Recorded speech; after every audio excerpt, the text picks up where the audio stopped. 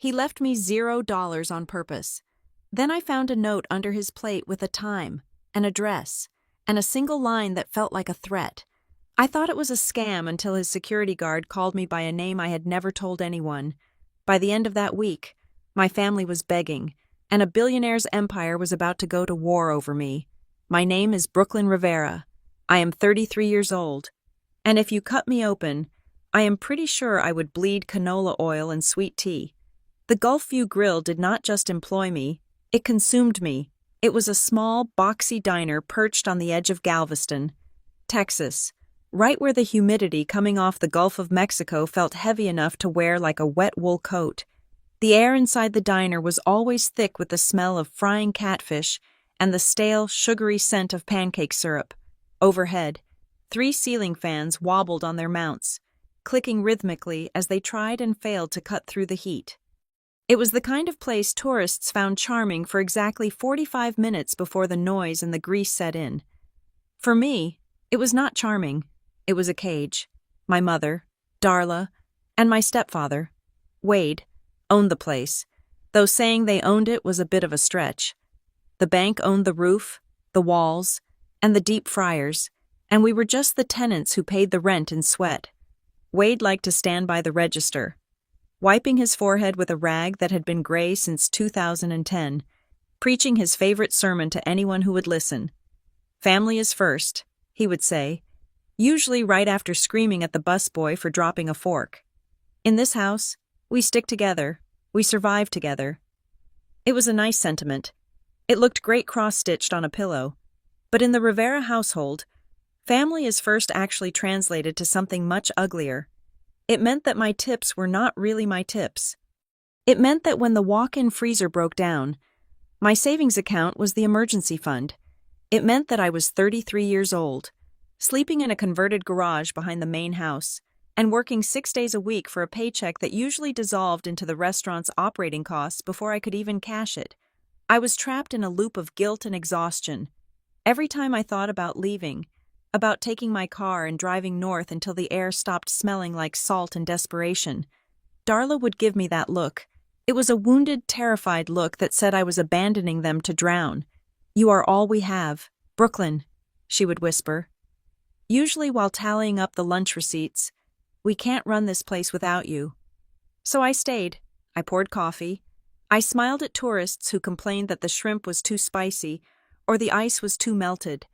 I let the days bleed into one another until I could not tell a Tuesday from a Saturday. The only person who told me the truth was Jessa Miller.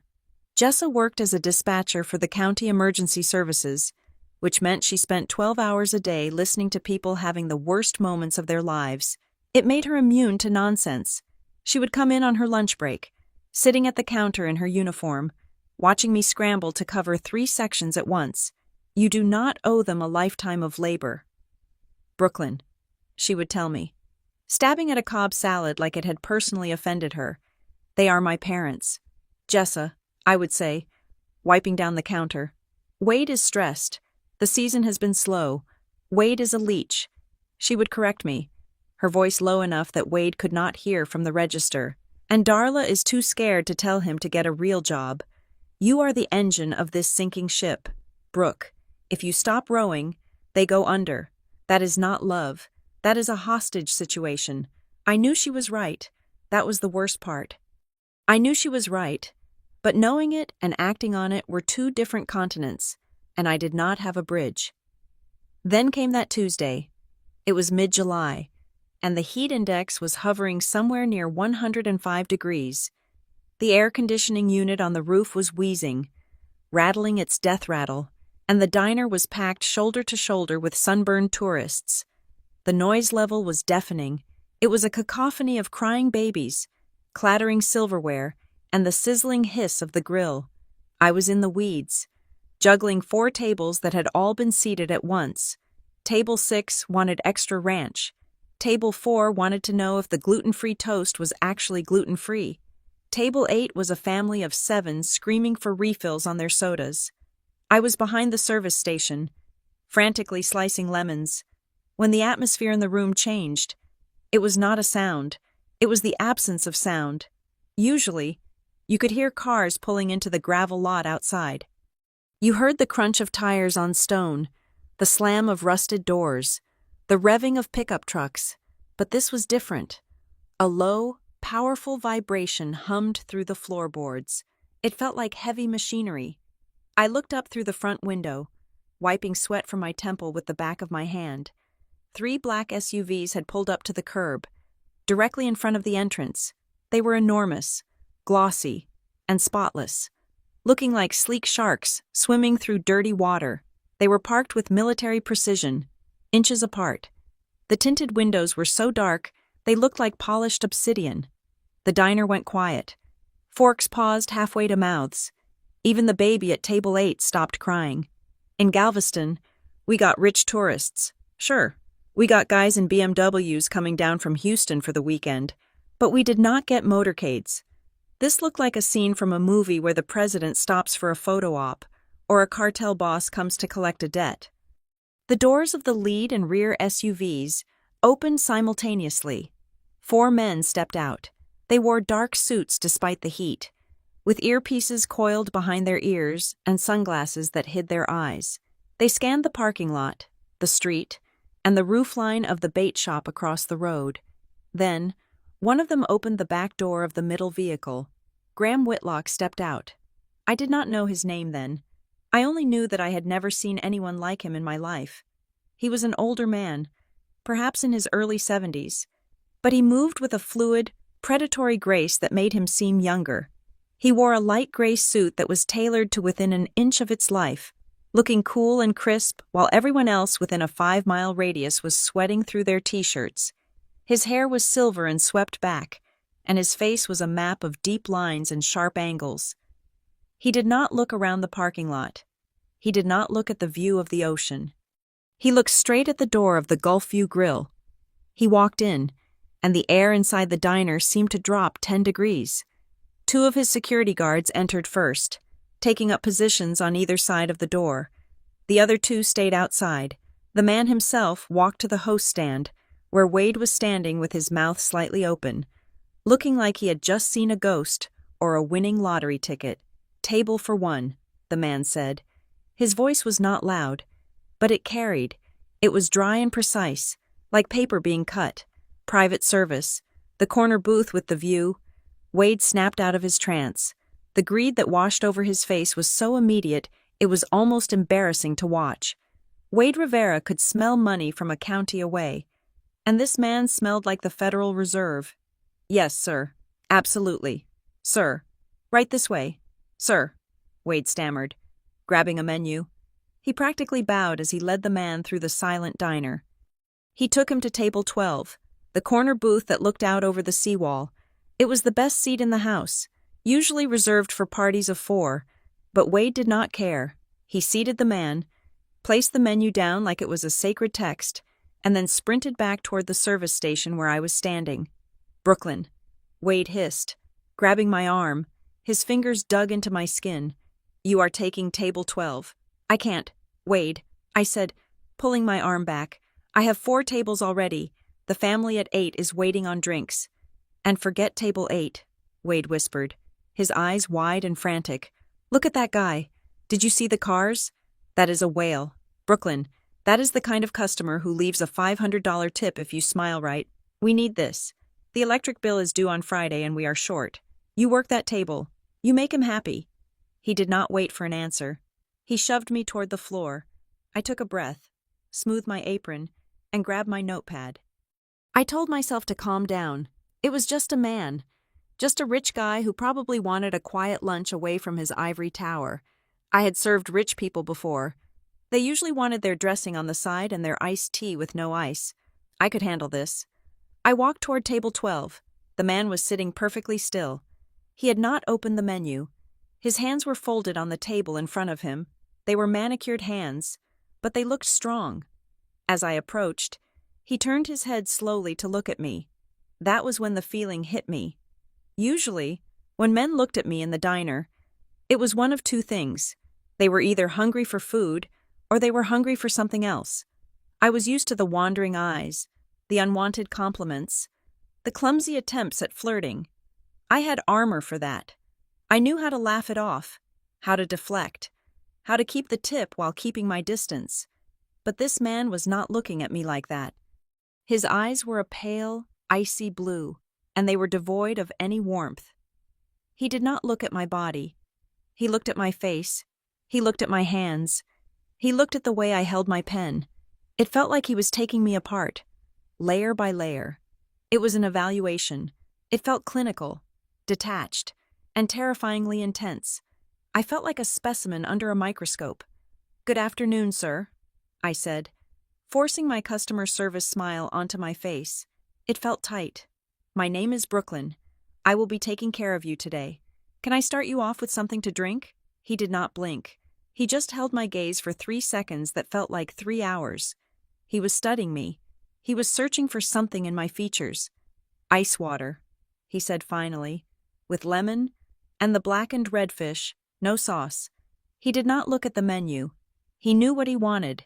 "Is that all?" "Sir," I asked. "For now," he said. I turned to walk away, and I could feel his eyes on my back. The hair on my arms stood up.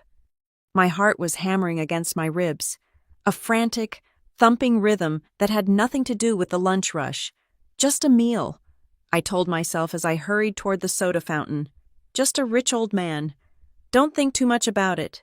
But my hands were shaking as I scooped the ice.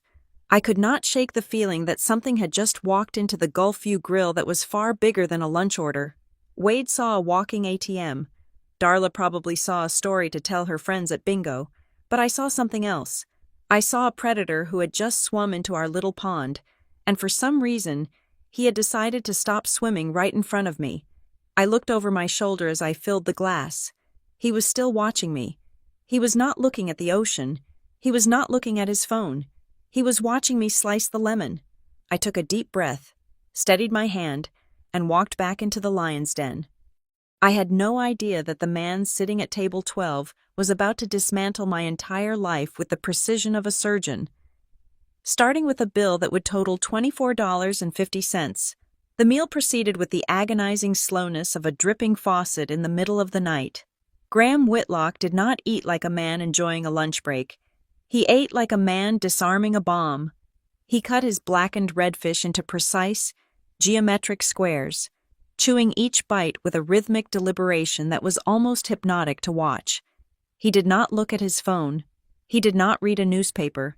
He did not stare out at the Gulf of Mexico, where the brown waves were churning against the seawall. He watched me. Every time I passed his table, I felt the weight of that gaze. It was not the leering look I got from the construction workers in booth 4, nor was it the impatient glare of the mother at table 8, who was angry that her child's grilled cheese was taking too long. It was a data collection stare. He was cataloging my movements. When I topped off his water glass, he watched my hands to see if they shook. When I apologized to the couple at the next table for the delay in their order, he watched my eyes to see if my smile reached them. It was exhausting. I felt like I was performing a one-woman show on a stage I had not asked to be on, and the only audience member was a judge who had already decided I was guilty of something. The diner was reaching its peak volume. The lunch rush at the Gulfview Grill was a physical assault on the senses. The smell of frying grease was so thick, it felt like it was coating the inside of my lungs. The noise was a solid wall of sound clattering plates, the hiss of the espresso machine, the roar of the deep fryer, and the overlapping conversations of 50 people trying to talk over one another. I was carrying a large oval tray on my shoulder, balanced on my left hand.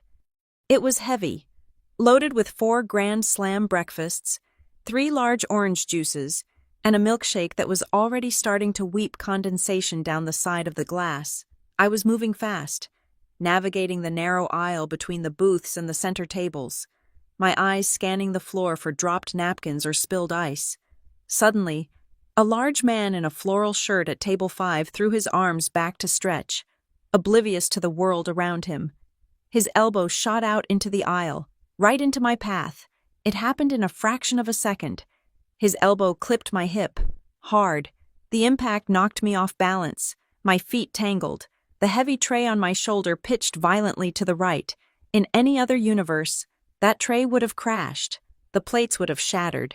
The eggs would have splattered across the floor, and the milkshake would have exploded over the man in the floral shirt. It would have been a disaster. Wade would have screamed. The customers would have gasped. I would have spent the next 20 minutes on my hands and knees cleaning up glass and syrup while holding back tears. But that did not happen. My body reacted before my brain even registered the collision. It was pure muscle memory, honed by 15 years of dodging children and drunk tourists. I dropped my center of gravity, bending my knees sharply to absorb the stumble. At the same time, I twisted my left wrist, counterbalancing the tilting tray. I swung my right hand up, catching the edge of the tray just as the milkshake began to slide. I froze. I was in a low crouch, my muscles screaming, the tray hovering at a 45-degree angle. But everything was secure. Not a drop of orange juice had spilled. The man in the floral shirt turned around, blinking. "Oh, excuse me. Darlin'?" he said, oblivious to the catastrophe I had just averted. I exhaled slowly, straightened my legs, and leveled the tray. I forced the tension out of my shoulders and plastered a smile on my face. "You are fine, sir," I said, my voice steady. "Plenty of room." I walked on, delivering the food to table 9 without a tremor in my hands. But as I turned back toward the kitchen, my eyes flickered involuntarily toward the corner booth. Graham Whitlock had stopped chewing. His fork was hovering halfway to his mouth. He was looking right at me. For the first time, the cold neutrality of his expression had cracked. There was something else there now. It looked like recognition. It looked like he had just confirmed a hypothesis. He gave a single, almost imperceptible nod, then lowered his fork and went back to his fish. 20 minutes later, he raised a single finger. I walked over. His plate was clean. The lemon wedges were stacked in a neat pile. The napkin was folded beside the silverware. "The check, please," he said. I nodded and pulled the ticket from my apron. I placed it face down on the table. "Take your time, sir." I walked back to the register where Wade was pretending to organize toothpicks. He was practically vibrating with anticipation. "He is done," Wade whispered, leaning over the counter. "Did he ask for anything else? Did he seem happy?" "He is done," I said. "He seemed fine." "Fine," Wade hissed. "Fine doesn't pay the mortgage. Brooklyn. Fine doesn't fix the roof. People like that. They don't just leave 20%. They leave $100 bills just to show they can." "Watch. You watch." I watched. From the corner of my eye, I saw Whitlock pull a sleek black leather wallet from his jacket. He did not use a credit card. He pulled out a crisp $50 bill and a few smaller bills. He arranged them on the table, anchoring them with the salt shaker. Then he stood up. He did not look back. He buttoned his jacket, signaled to his security team outside, and walked out the door. The bells above the entrance jingled cheerfully, a stark contrast to the heavy silence he left in his wake. "Go! Go!" Wade nudged me. "Get the table before someone else sits down." I walked over to table 12. My heart was beating a little faster. Despite my cynicism, Wade's desperation was contagious. If there was $100 on that table, it would mean I could pay my car insurance this month without asking for an advance. It would mean a week of breathing room. I reached the table. I lifted the salt shaker. I counted the money. The bill was $24.50. On the table, arranged with military precision, was a $20 bill, 4 $1 bills, and 2 quarters. $24.50. There was nothing else. No extra bills, no loose change, not even a penny. I stared at the cash. I felt a flush of heat climb up my neck. It was not just disappointment. It was humiliation. He had watched me work. He had watched me sweat.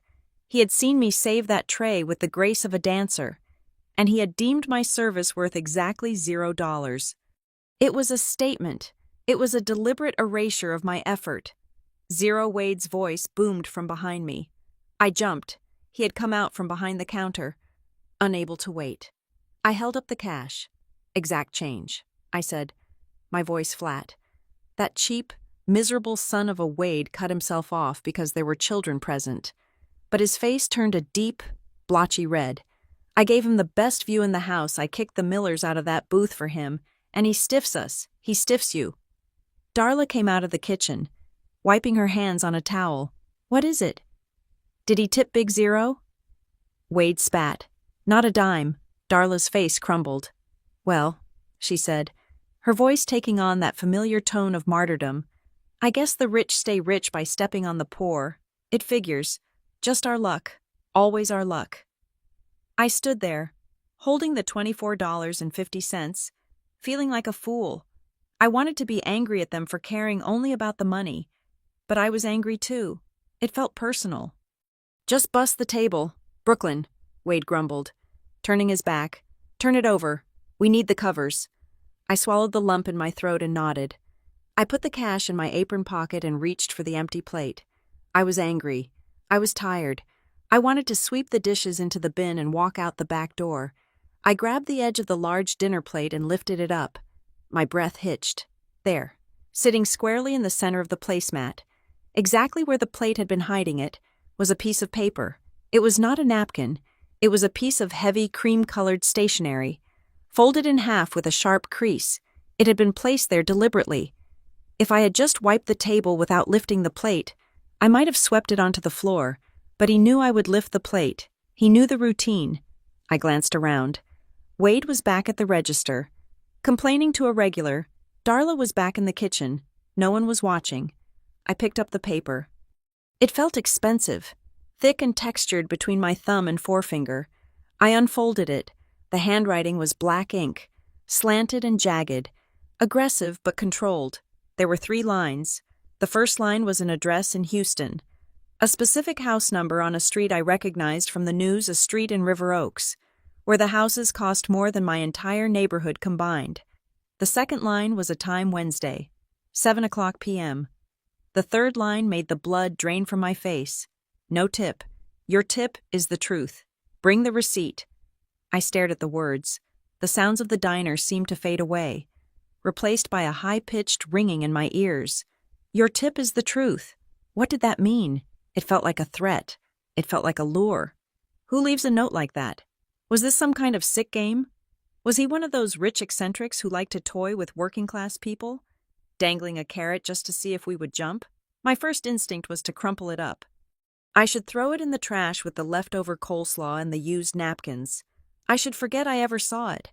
I should go back to my life, to my safe, miserable loop of frying catfish and paying bills, but I didn't.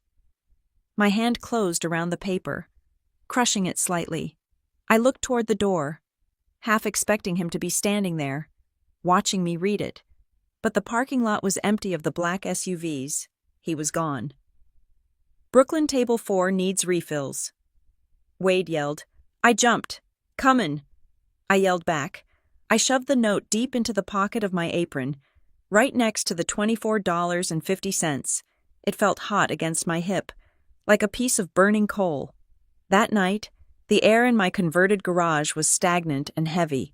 The window unit hummed and rattled, but it did little to cut the humidity. I lay on my back, staring at the water stains on the ceiling. The note was sitting on my nightstand. I had taken it out, smoothed the creases, and read it a dozen times. Wednesday, 7:00. River Oaks. It was a 2-hour drive to Houston. I had a shift on Wednesday night. I would have to lie to Wade to get out of it. I would have to tell him I was sick, or that the car broke down.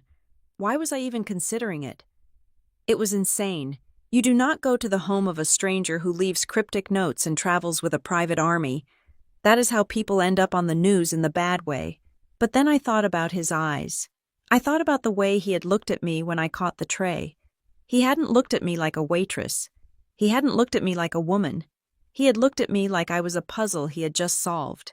Your tip is the truth about what I rolled over, punching my pillow. I thought about my life. I thought about the grease that never really washed out of my hair. I thought about Darla's guilt trips and Wade's greed. I thought about the emptiness of the last 10 years, the feeling that I was waiting for a bus that was never coming. If this was a scam, what did I have to lose? I had no money to steal. I had no reputation to ruin. But if it wasn't a scam, the phrase echoed in the dark room. Your tip is the truth. It terrified me. It wasn't the promise of money that kept me awake. Money was simple. Money was just math. This was something else. This felt like he knew something. Something about me that even I didn't know. I closed my eyes. But sleep did not come. Every time I drifted off, I saw the black ink on the cream paper. By the time the sun began to bleed gray light through my thin curtains, I knew two things for certain. First, I was going to call in sick on Wednesday, and second, I was going to keep that receipt. I sat in the passenger seat of Jessa's beat-up Honda Civic, my hands gripping the dashboard as if I could physically hold on to my sanity. The air conditioner was blasting, smelling faintly of vanilla and old fast food wrappers. Outside, the humid Texas afternoon was pressing against the glass, but inside, the temperature was freezing. "You cannot go," Jessa said, staring at the note in my lap. She looked at me with wide, serious eyes. "Brooklyn, look at me. This is how episodes of true crime podcasts start. You drive to a stranger's house in a city 2 hours away because he left you a cryptic note.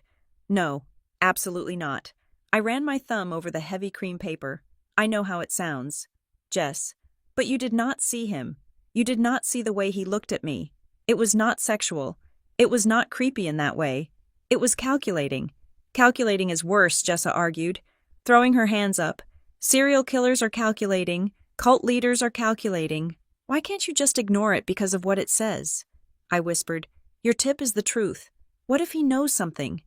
Jessa knows something about what you are, a waitress from Galveston. Your life is an open book. You work. You pay Wade's bills. You sleep. There is no mystery here. Brooke, I looked out the window. That was the problem. There was no mystery. Just a long gray line of days stretching out until I died. But the feeling in my gut, that cold prickle I had felt when Graham Whitlock looked at me, told me otherwise. I have to go, I said firmly. Fine, Jessa said, putting the car in gear. Then I am coming with you. I will wait in the car. If you are not out in 10 minutes, I am calling the SWAT team. No, I said, grabbing her arm. You can't. If this goes bad, I cannot have you there. You have kids. Jessa, you have a life. I am not dragging you into a potential mess. Then I am not letting you go, she countered. I pulled out my phone. I will turn on my live location. I will text you every 15 minutes. If I miss a check-in by even 1 minute, you call the cops. Please, Jessa, I need to do this alone. She stared at me for a long time, searching my face. Finally, she sighed, a sound of pure frustration. You are an idiot. Brooklyn Rivera, a brave idiot, but an idiot. Getting past Jessa was the easy part. Getting past Darla and Wade was the gauntlet. I walked into the house, clutching my purse, trying to look casual. Wade was at the kitchen table, staring at a stack of overdue invoices with a look of doom. Darla was pacing by the stove. I am taking the car, I said, keeping my voice even. I have to go to Houston. Wade's head snapped up. Houston. You have a shift at 4. We are short-staffed. You are not going anywhere. I am not asking. Wade, I am telling you, I have an appointment. He stood up, his face reddening. An appointment. Since when do you have appointments? We have a business to run. Family comes first. Brooklyn, you can't just... It is the man from yesterday, I said. The room went silent. Wade froze. Darla stopped pacing. The rich guy Wade asked, his voice dropping an octave. The one with the security detail. Yes, I said. He wants to see me. Wade's eyes narrowed, shifting from anger to a greasy sort of curiosity. He took a step closer. Why did he realize he stiffed us? Is he going to make it right? I don't know. I lied, Darla chimed in, her voice trembling with a mix of hope and anxiety. Maybe he wants to hire us for catering. Did you think of that? A man like that could put us on the map? 5 minutes ago, I was abandoning the family. Now, I was a business opportunity. It made my stomach turn. How rich is he? Wade asked, leaning on the table. You saw the car. Was it a rental? It wasn't a rental, I said, remembering the polished black metal and the silent, terrifying efficiency of his guards. He is wealthy. Wade, extremely wealthy. Wade exchanged a look with Darla. It was a look I knew well. It was the look of two drowning people spotting a piece of driftwood. "Well," Wade said, smoothing his shirt, his tone suddenly reasonable, "if it is a business opportunity we cannot be rude. You should go. Just see what he wants. And Brooklyn," I paused at the door. "Don't come back empty-handed," he said. I drove to Houston in silence. The old Toyota rattled as I pushed it to 70 miles per hour on the highway, the AC struggling against the Texas heat. As I crossed the city limits, the landscape changed. The industrial sprawl gave way to the towering glass skyline, and then, as I turned off the highway, the world became green and quiet. River Oaks was not just a neighborhood, it was a fortress of wealth. The streets were lined with oak trees so old their branches touched over the road, creating a tunnel of shade. The houses were set back far from the street, hidden behind iron gates and high hedges. Everything was perfectly manicured. There was no trash. There were no broken cars on lawns. It felt like I had driven onto a movie set. I followed the GPS, my heart hammering against my ribs like a trapped bird. I turned onto a street called Inwood Drive. The houses here were mansions, sprawling estates that looked like they belonged in Europe, not Texas. I found the address. It was a massive estate surrounded by a 10-foot iron fence. The driveway was paved with cobblestones. There was a guardhouse at the gate. I pulled my rusty Toyota up to the sleek intercom system. I rolled down my window, feeling absurd. I expected a voice to tell me to get lost. I expected to be turned away before I even got close. I reached out to press the button, but before my finger could touch the metal, a voice spoke from the speaker. It was crisp and clear. "Miss Rivera," the voice said. I froze. I hadn't said a word. "Yes," I squeaked, then cleared my throat. "Yes, this is Brooklyn Rivera. We have been expecting you," the voice said. "The gate will open. Please drive to the main entrance. Leave your vehicle under the portico. One of the staff will park it for you." The massive iron gates swung open soundlessly. I drove through. I felt like I was crossing a border into a foreign country where I did not speak the language. The driveway was long, curving past a fountain that was bigger than my entire apartment. The house itself was a white stone monolith, imposing and beautiful. Two men in suits were waiting under the portico. They looked exactly like the men from the diner. Same earpieces, same lack of expression. I stopped the car and got out. My legs felt shaky. "Keys, please," one of the men said, holding out a hand. I dropped my keys into his palm. He did not sneer at my car or the fading paint on the hood. He treated it with the same professional indifference he would have treated a Ferrari. "Follow me," the second man said. He led me to the massive front doors. They opened before we reached them. Inside, the air was cool and smelled of expensive wood polish and fresh lilies. The foyer was enormous, with a black and white marble floor that shone like glass. The guard led me down a long hallway lined with oil paintings of people who looked severe and important. We stopped at a set of double mahogany doors. The guard knocked once, then opened the door. "Mr. Whitlock is waiting," he said. I stepped inside. It was a library. Floor-to-ceiling bookshelves lined the walls, filled with leather-bound books that looked like they had actually been read. In the center of the room, behind a massive dark wood desk, sat Graham Whitlock. He looked exactly as he had in the diner, except now he was not wearing a jacket. He was in a crisp white dress shirt with the sleeves rolled up to his elbows. He was reading a file. He did not look up immediately. He let me stand there for a moment, absorbing the room, absorbing the power he projected without saying a word. Then, he closed the file and looked at me. "You kept the receipt," he stated. It was not a question. I reached into my pocket and pulled out the crumpled receipt. I walked forward and placed it on his desk. $24.50, I said, my voice stronger than I felt. "You owe my stepfather a tip." Whitlock's mouth twitched. It was almost a smile, but not quite. "I owe Wade Rivera nothing," he said calmly. "He sees people as dollar signs. I see people as assets. There is a difference. Sit down, Miss Rivera." I sat in the leather chair opposite him. It was soft and swallowed me up. "Why am I here?" I asked. "And what did the note mean?" Whitlock leaned back, lacing his fingers together. I own a company called Whitlock Haven Hospitality, he began. We own 40 luxury properties across the globe, resorts in the Maldives, boutique hotels in Paris, and the Harbor Crest Hotel here in Houston. I nodded slowly. I had heard of the Harbor Crest. It was the place where celebrities stayed when they came to town. I do not hire my management trainees from Ivy League schools, Miss Rivera. He continued. I find that business schools teach people how to read spreadsheets, but they do not teach them how to read people. They do not teach them how to remain calm when a tray of drinks is about to collapse, or how to maintain dignity when a customer is screaming in their face.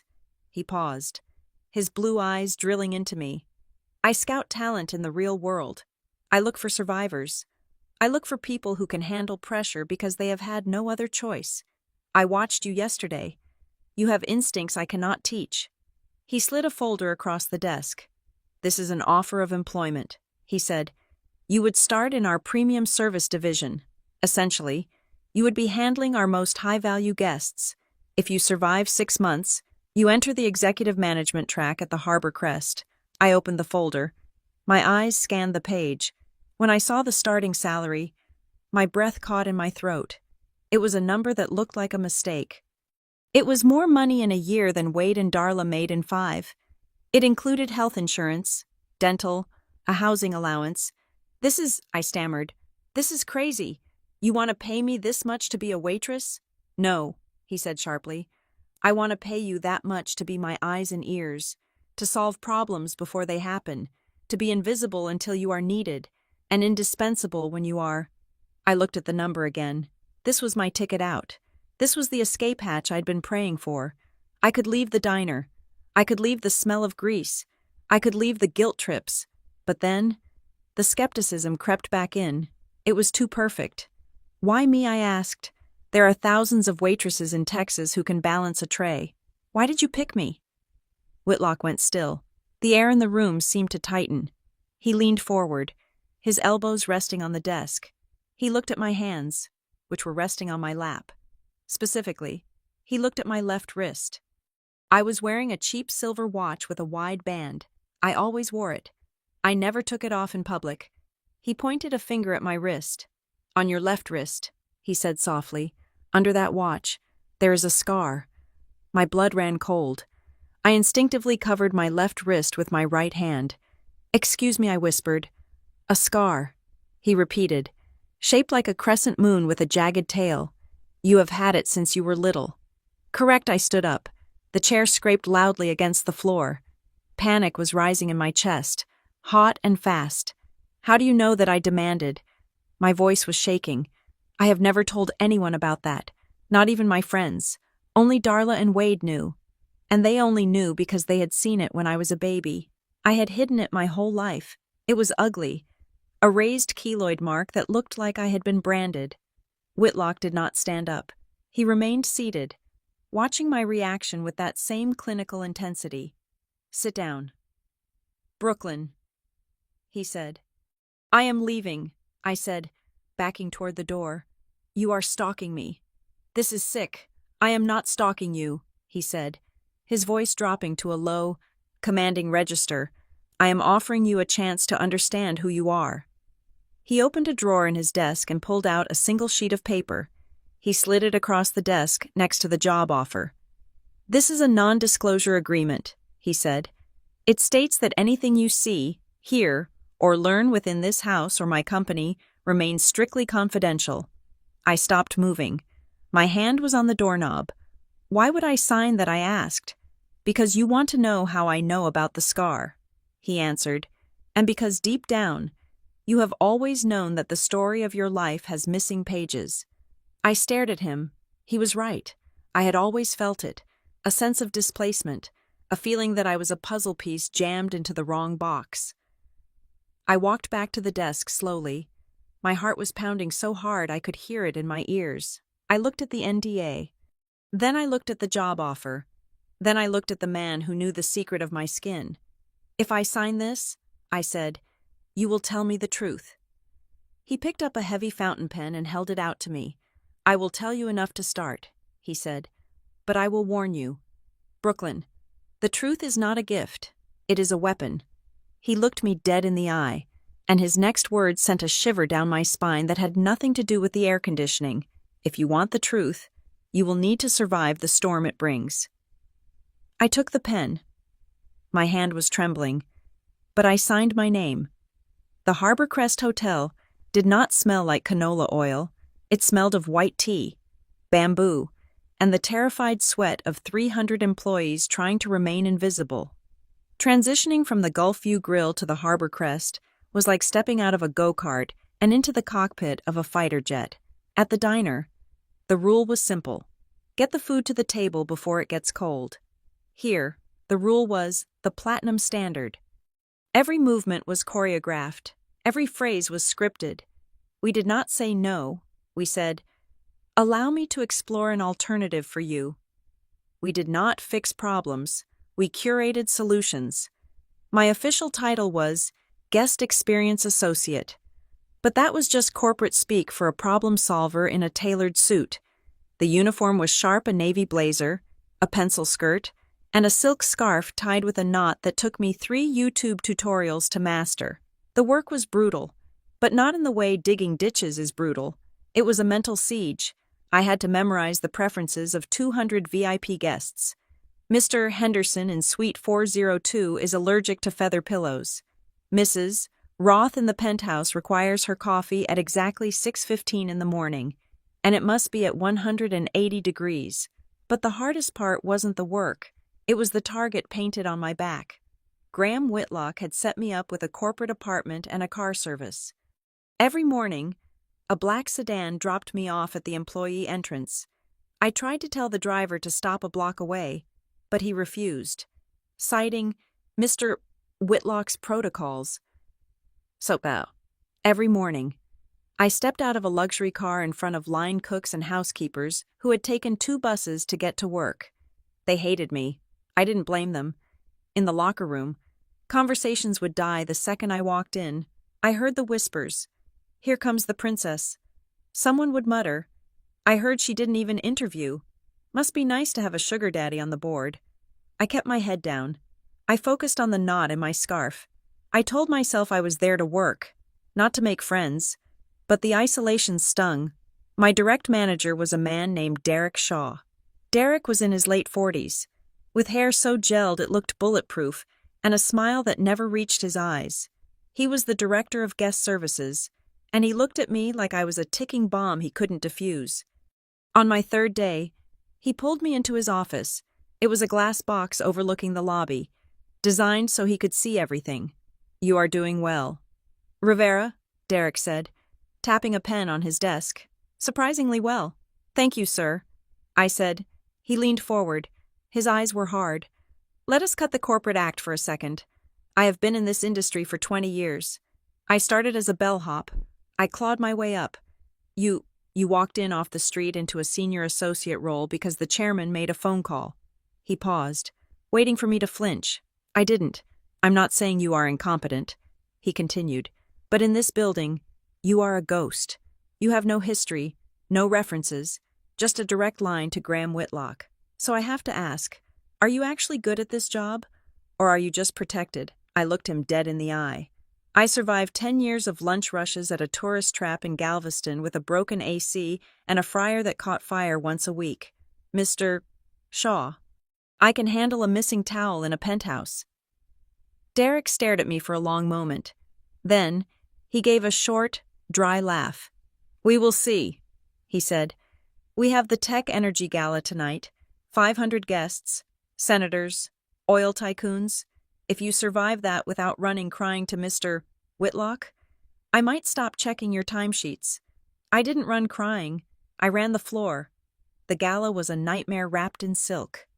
At 7 o'clock, the main ballroom was a sea of tuxedos and gowns. The air was thick with perfume and ego. I was stationed at the VIP concierge desk, handling last-minute requests. At 8:30, disaster struck. A frantic server came running up to me. Her face was pale. The seating chart. She hissed. The tablet crashed.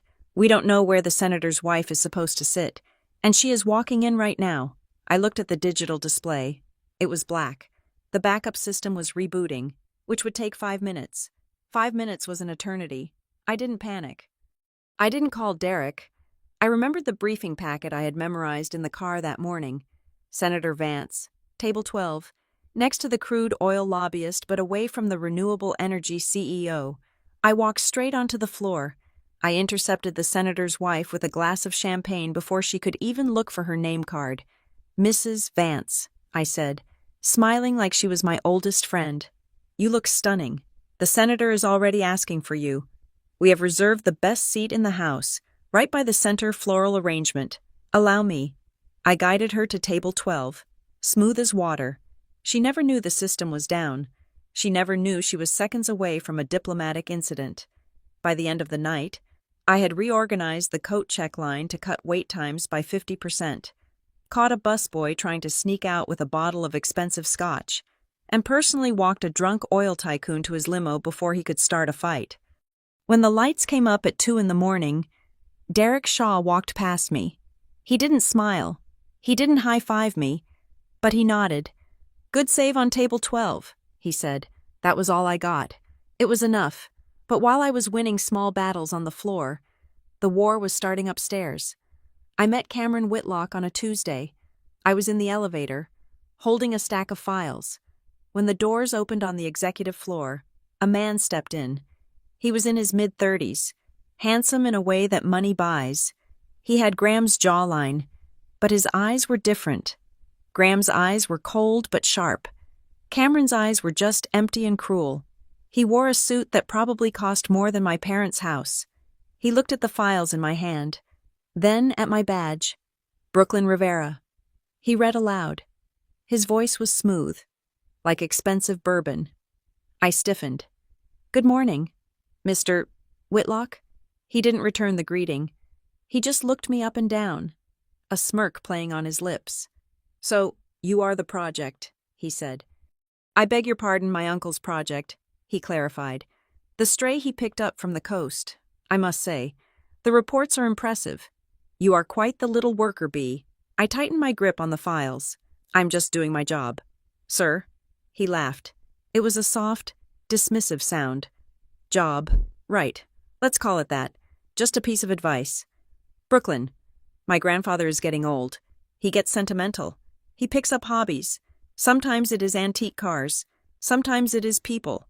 But he always gets bored." The elevator doors opened on the lobby level. Cameron stepped out, then paused and looked back over his shoulder. "Enjoy the ride while it lasts. The fall is a long way down."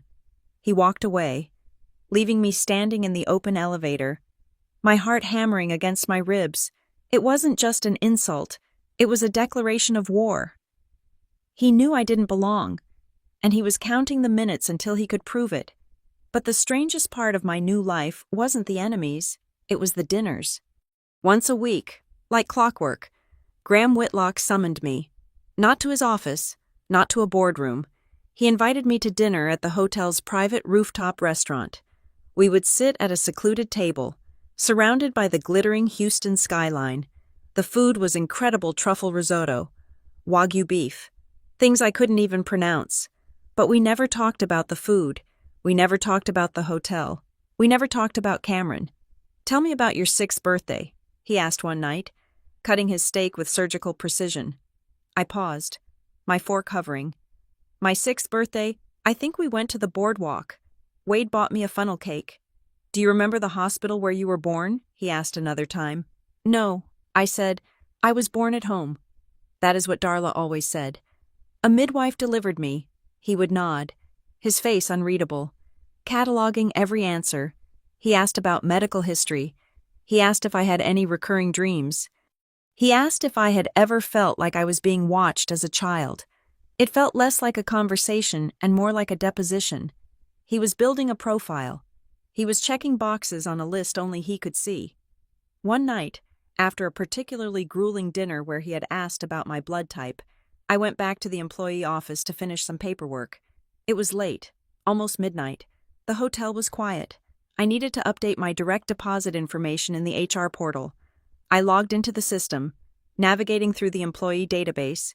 My profile popped up on the screen. Name Brooklyn Rivera ID 94852 Department Guest Services. I scrolled down, just idly checking the data. My eyes stopped at the bottom of the page, at the metadata stamp. Profile created. June 12, 2025. Created by Executive Office Override. I froze. June 12th. I pulled out my phone and checked the calendar. I scrolled back. Graham Whitlock had walked into the Gulf View Grill on July 15th. My profile in the Harbor Crest system had been created a full month before he ever sat in my section. A month before the $0 tip. A month before he tested me with the receipt. I felt a cold chill wash over me. The noise of the server room fans seemed to get louder. He hadn't found me by accident. He hadn't been impressed by my service that day. The entire thing, the lunch, the stare down, the note. It was theater. He had come to Galveston to collect me. I had been hired before he even ordered his ice water. I closed the laptop, my hands shaking. I needed to talk to Jessa. I called her from the stairwell, my voice echoing against the concrete walls. Jessa, you need to wake up, I whispered. It is 1 a.m. Brooklyn, she groaned. Unless you killed someone, this better be good. He knew. I said, he knew who I was before he came to the diner. My file was created in June. Jessa, he didn't stumble upon me. He hunted me. There was silence on the other end. Then, the sound of rustling sheets. Okay, Jessa said, her voice sharp and awake now. I have been doing some digging too. Since you told me about the scar. I didn't want to say anything until I was sure. But Brooklyn, listen to me. I leaned my head against the cold concrete wall.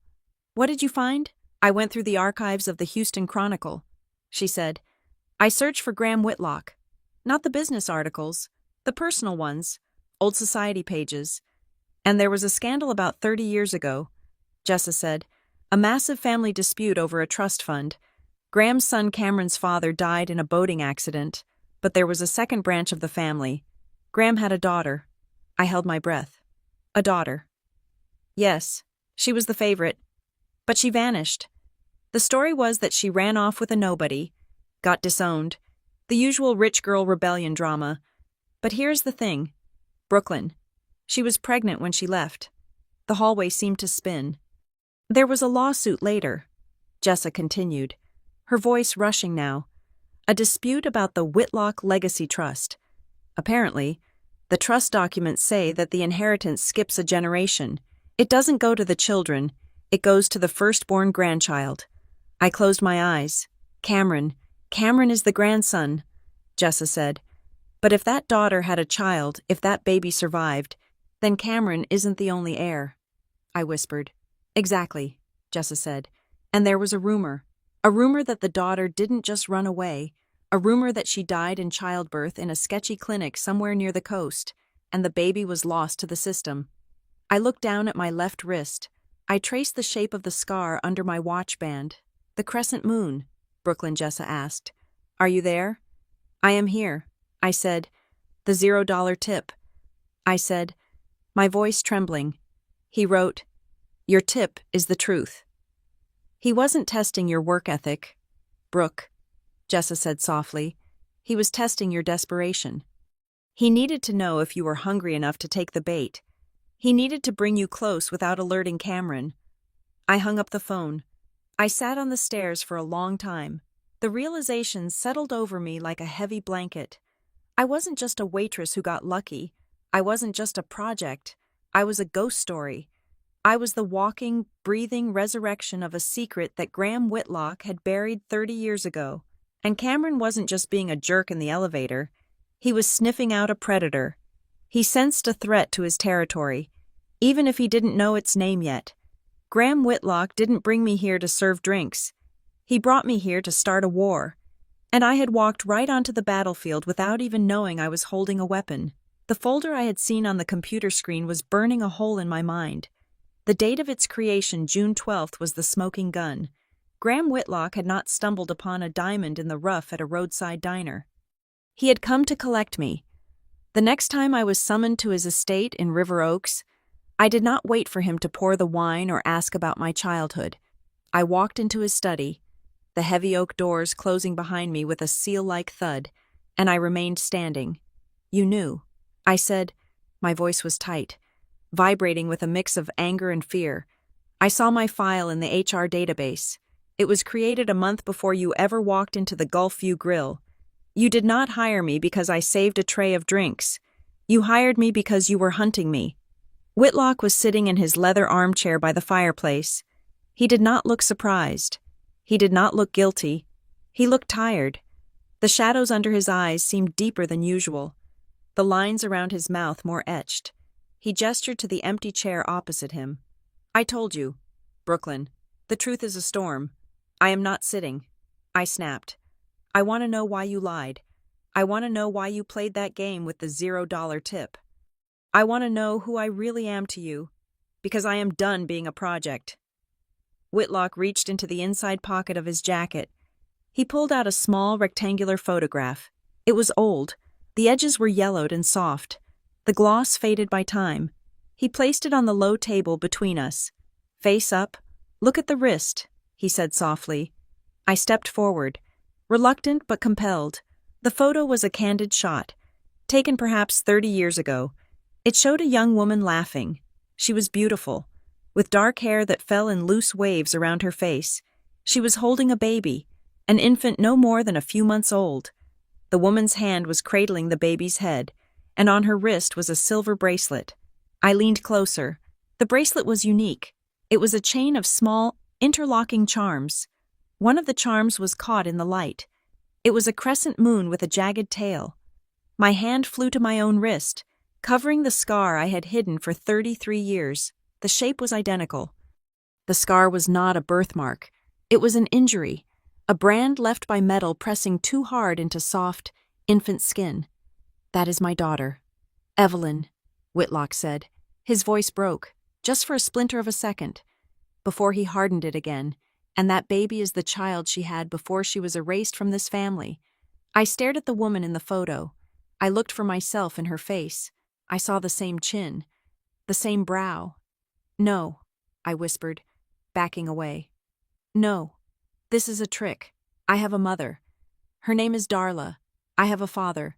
His name is Wade. I have a birth certificate. You have a piece of paper that was bought for $5,000 from a broker in 1992. Whitlock stated. He did not raise his voice.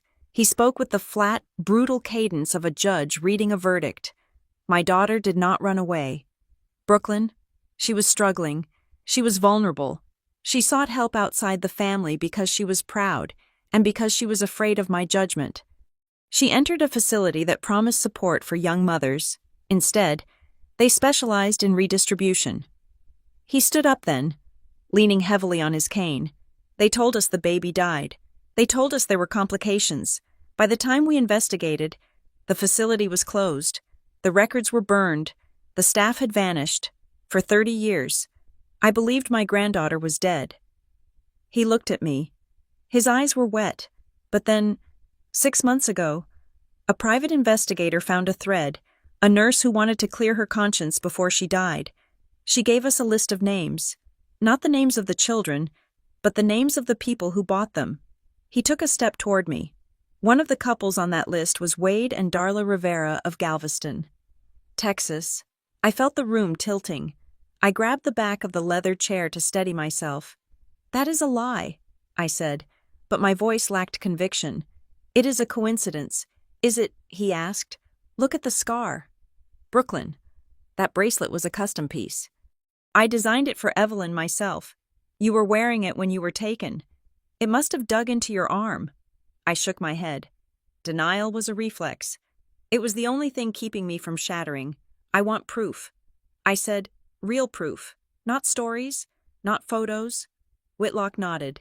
He pressed a button on his desk phone. "I expected that," he said.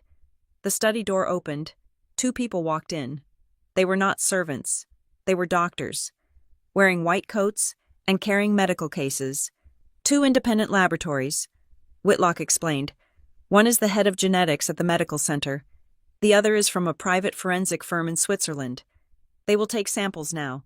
They will process them separately. Neither knows the other is testing you. I looked at the needles. I looked at Whitlock. If I do this, I said, and it comes back negative, I walk away. I keep the job. I keep the money. But you never speak to me about this again. And if it comes back positive, he asked. I swallowed hard. Then I listen. The next 48 hours were a blur of anxiety. I went to work. I smiled at guests. I dealt with a flooded bathroom on the 4th floor and a lost poodle in the lobby. But my mind was in that study. I looked at myself in the mirror in the employee restroom, tracing my features. Did I look like Darla? I had always assumed I took after a distant relative. I was taller than her. My eyes were different. On Friday evening, I was summoned back. The doctors were gone. It was just Whitlock and a thick envelope sitting on the desk. He did not make me wait. He handed me the envelope. "Read it," he said. I tore open the seal. My hands were shaking so bad I almost ripped the paper inside. I pulled out 2 documents. They were full of charts, markers, and Alleel's scientific jargon I did not understand. But I understood the summary at the bottom of both pages. Probability of paternity, grandpaternity, 99.99. Conclusion: biological relationship confirmed. The paper slipped from my fingers and drifted to the floor. I sank into the chair. The air left my lungs. It was true. The grease, the diner, the endless demands for money from Wade, the guilt trips from Darla. It was all built on a lie. They hadn't saved me. They had bought me. And for 30 years, they had watched me serve them, knowing I should have been sitting on a throne, not scrubbing a fryer. I felt a scream building in my throat, but it came out as a sob. Whitlock moved around the desk. He did not hug me. He placed a hand on my shoulder. It was heavy and warm. "I am sorry," he said. "I am sorry I did not find you sooner." I wiped my face aggressively. I did not want his pity. I wanted answers. The tip. I choked out. "Why the $0 tip? Why the note? If you knew, why didn't you just come to me? Why did you make me serve you?" Whitlock moved back to his chair. He sat down and looked at me with a gaze that was terrifyingly sharp. "Because blood is biology. Brooklyn. But character is choice." He steepled his fingers. "I needed to know who you were, not whose DNA you carried, but who you were. If I had walked in there and handed you a check for $1 million, told you were an heiress, what would you have done? Would you have taken the money and run? Would you have quit your job and become another useless socialite like Cameron?" He paused. "I tested you. I pushed you. I watched you handle pressure. I watched you handle disrespect. When I left you $0, I wanted to see if you would chase me down and make a scene. I wanted to see if you were petty, but you weren't. You kept your dignity. And when you found the note, you didn't sell it. You didn't show it to the tabloids. You came to find the truth." He leaned forward. "I needed to know if you were strong enough, because the family you are entering is not a sanctuary. It is a shark tank." I looked at him, confused. I thought the hard part was over. I said, "I thought finding out was the storm." Whitlock shook his head slowly. A grim smile touched his lips. "No, my dear, finding out was just the rain. The storm is Cameron." He opened a drawer and pulled out a leather-bound document. It looked ancient and official. "Everyone thinks Cameron is the heir," Whitlock said. "He sits on the board. He acts like he owns the city. He believes that when I die, the Whitlock Haven Empire becomes his personal playground." He tapped the document, but Cameron is forgetting the terms of the original family trust. My father was a superstitious man. He did not trust sons. He believed sons became lazy. He set up the voting rights to pass to the eldest grandchild of the direct line. My eyes widened. "Evelyn was my firstborn." Whitlock said, "You are her firstborn." He let the words hang in the air. "You are not just a beneficiary. Brooklyn, you are the trustee. You hold the voting majority. If Cameron wants to sell a hotel, he needs your signature. If he wants to appoint a CEO, he needs your permission. If he wants to raid the pension fund to pay for his gambling debts, which he is currently trying to do, he needs you to say yes." I stared at him. The weight of what he was saying was crushing. "Does he know?" I asked. "He suspects." Whitlock said, "He knows there is a threat. He knows I've been looking for you. That is why he hates you. He doesn't know for sure that you are the one, but he is terrified that you might be. Whitlock's face hardened. He looked like a general preparing for a final stand. Cameron has been siphoning money. Brooklyn. He is leveraging the company against itself. He is weak, and he is greedy. If he takes control, he will dismantle everything I built. He will destroy the livelihoods of 20,000 employees. He pointed at me. I did not bring you here just to give you a surname. I brought you here to save the company. I brought you here to stop him. I stood up. I felt dizzy. I was a waitress. I knew how to balance a checkbook. Not a multinational corporation. I can't fight him. I said, he is powerful. He has lawyers. He has the board. You have me, Whitlock said fiercely. And you have the truth. And you have something Cameron never had. You know what it means to work for $1. You know the value of the people who change the sheets and scrub the floors. He stood up and walked over to me. He looked me in the eye. When this news breaks, Brooklyn, they will come for you. Cameron will paint you as a fraud. The press will call you a gold digger. They will say you manipulated a senile old man. You will hear people call you a thief 1,000 times a day. He placed his hands on my shoulders. But remember this, you are not taking anything that isn't yours. The real thief is sitting in the boardroom right now, wearing a $3,000 suit, waiting for me to die so he can pick the carcass clean. Are you ready to go to war? Brooklyn. I looked down at the DNA results on the floor. I thought about Wade and Darla, counting my tips. I thought about Cameron in the elevator, telling me the fall was a long way down. I thought about the scar on my wrist, the mark of a life that was stolen from me before I could even speak. I looked up at my grandfather. I picked up the papers. I folded them neatly. I am not going to war. I said, my voice steady for the first time. I am going to work. Tell me what I need to do. Driving back to Galveston felt like driving backward in time. The sleek, air-conditioned silence of the Whitlock estate faded into memory, replaced by the humid, salty grit of the coast.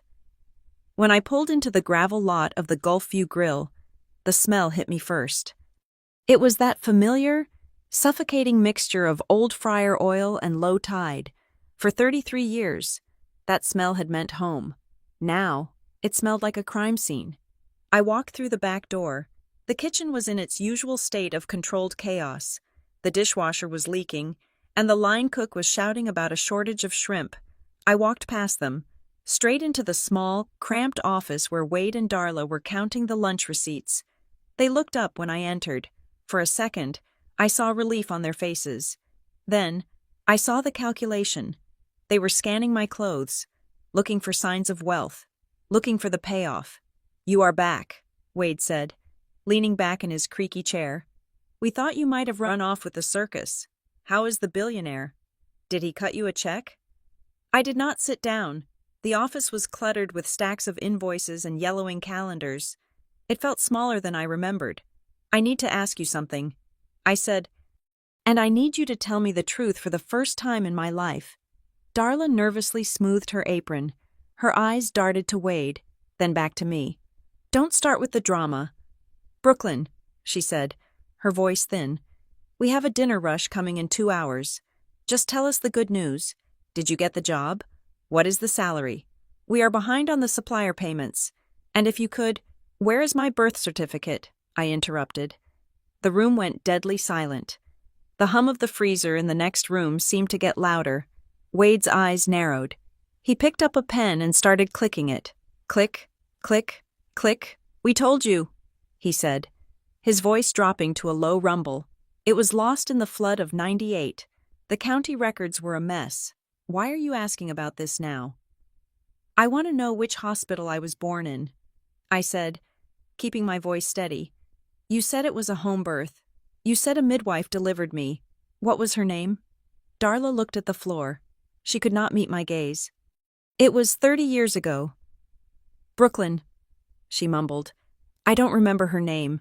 Mrs. something, Smith, maybe. Why does it matter? You are here, aren't you? You are healthy.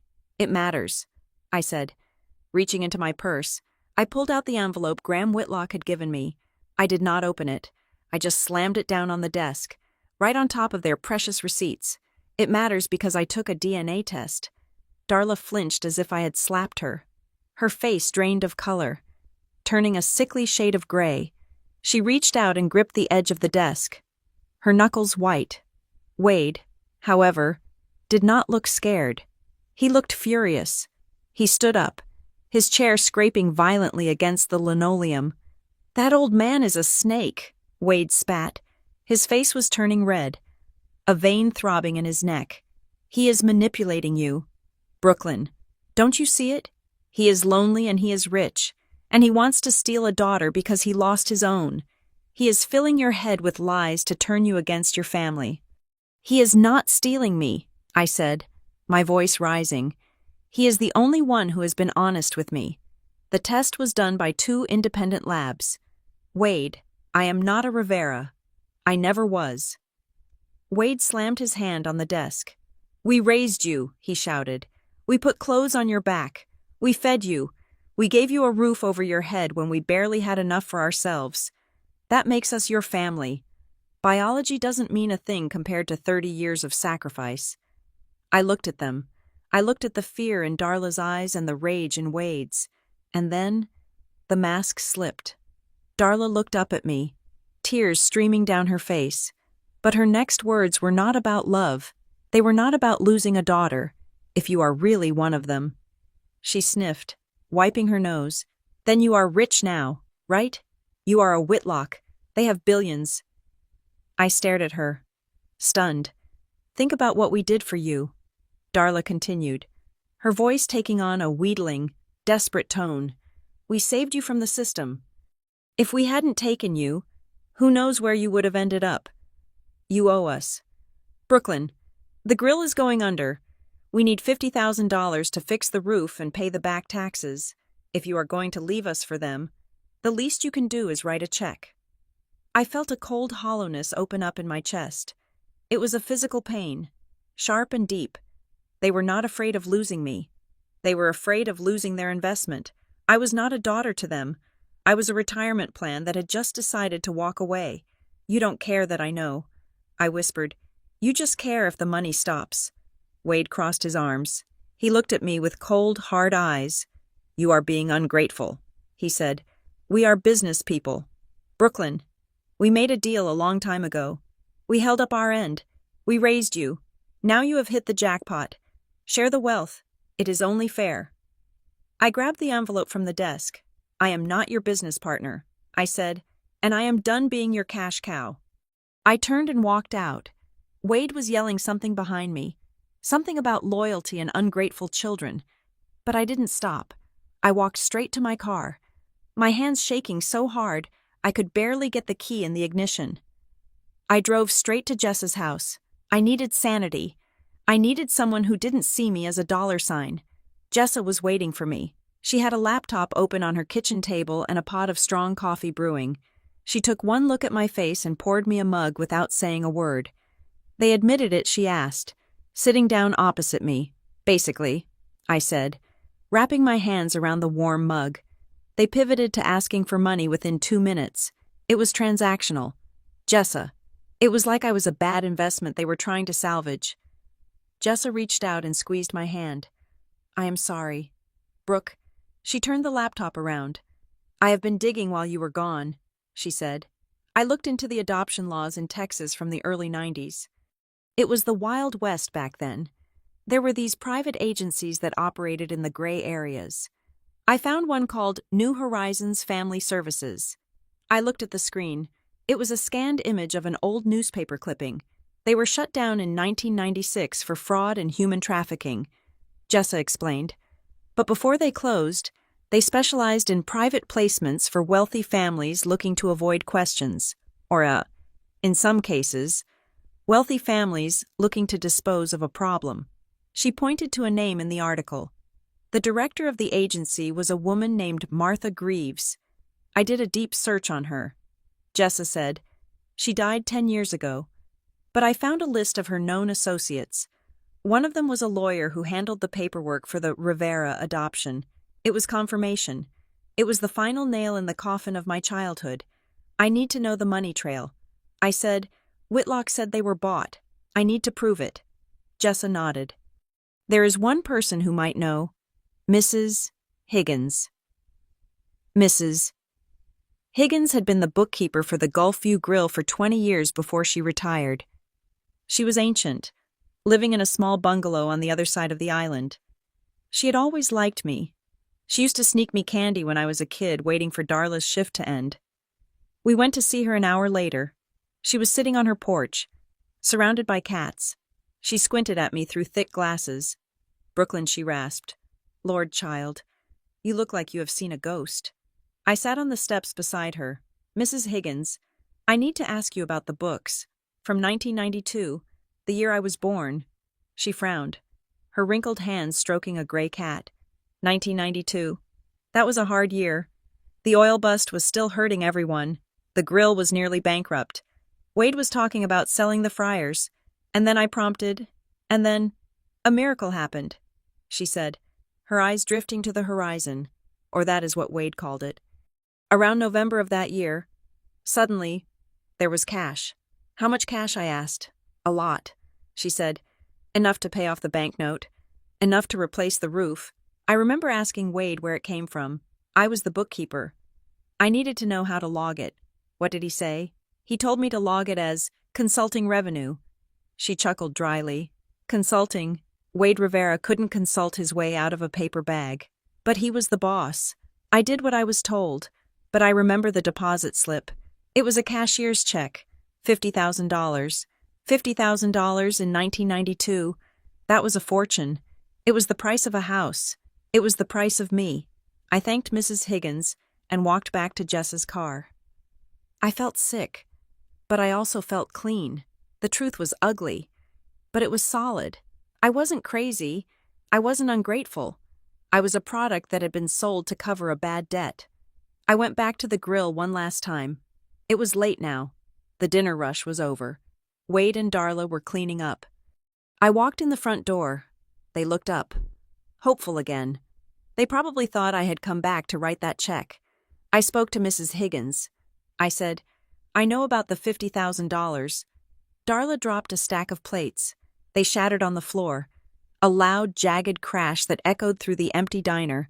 Wade stopped wiping the counter. His face went from red to a dangerous, pale white. You are digging graves. Brooklyn, he warned, I am digging up the truth. I corrected. You didn't adopt me out of the kindness of your hearts.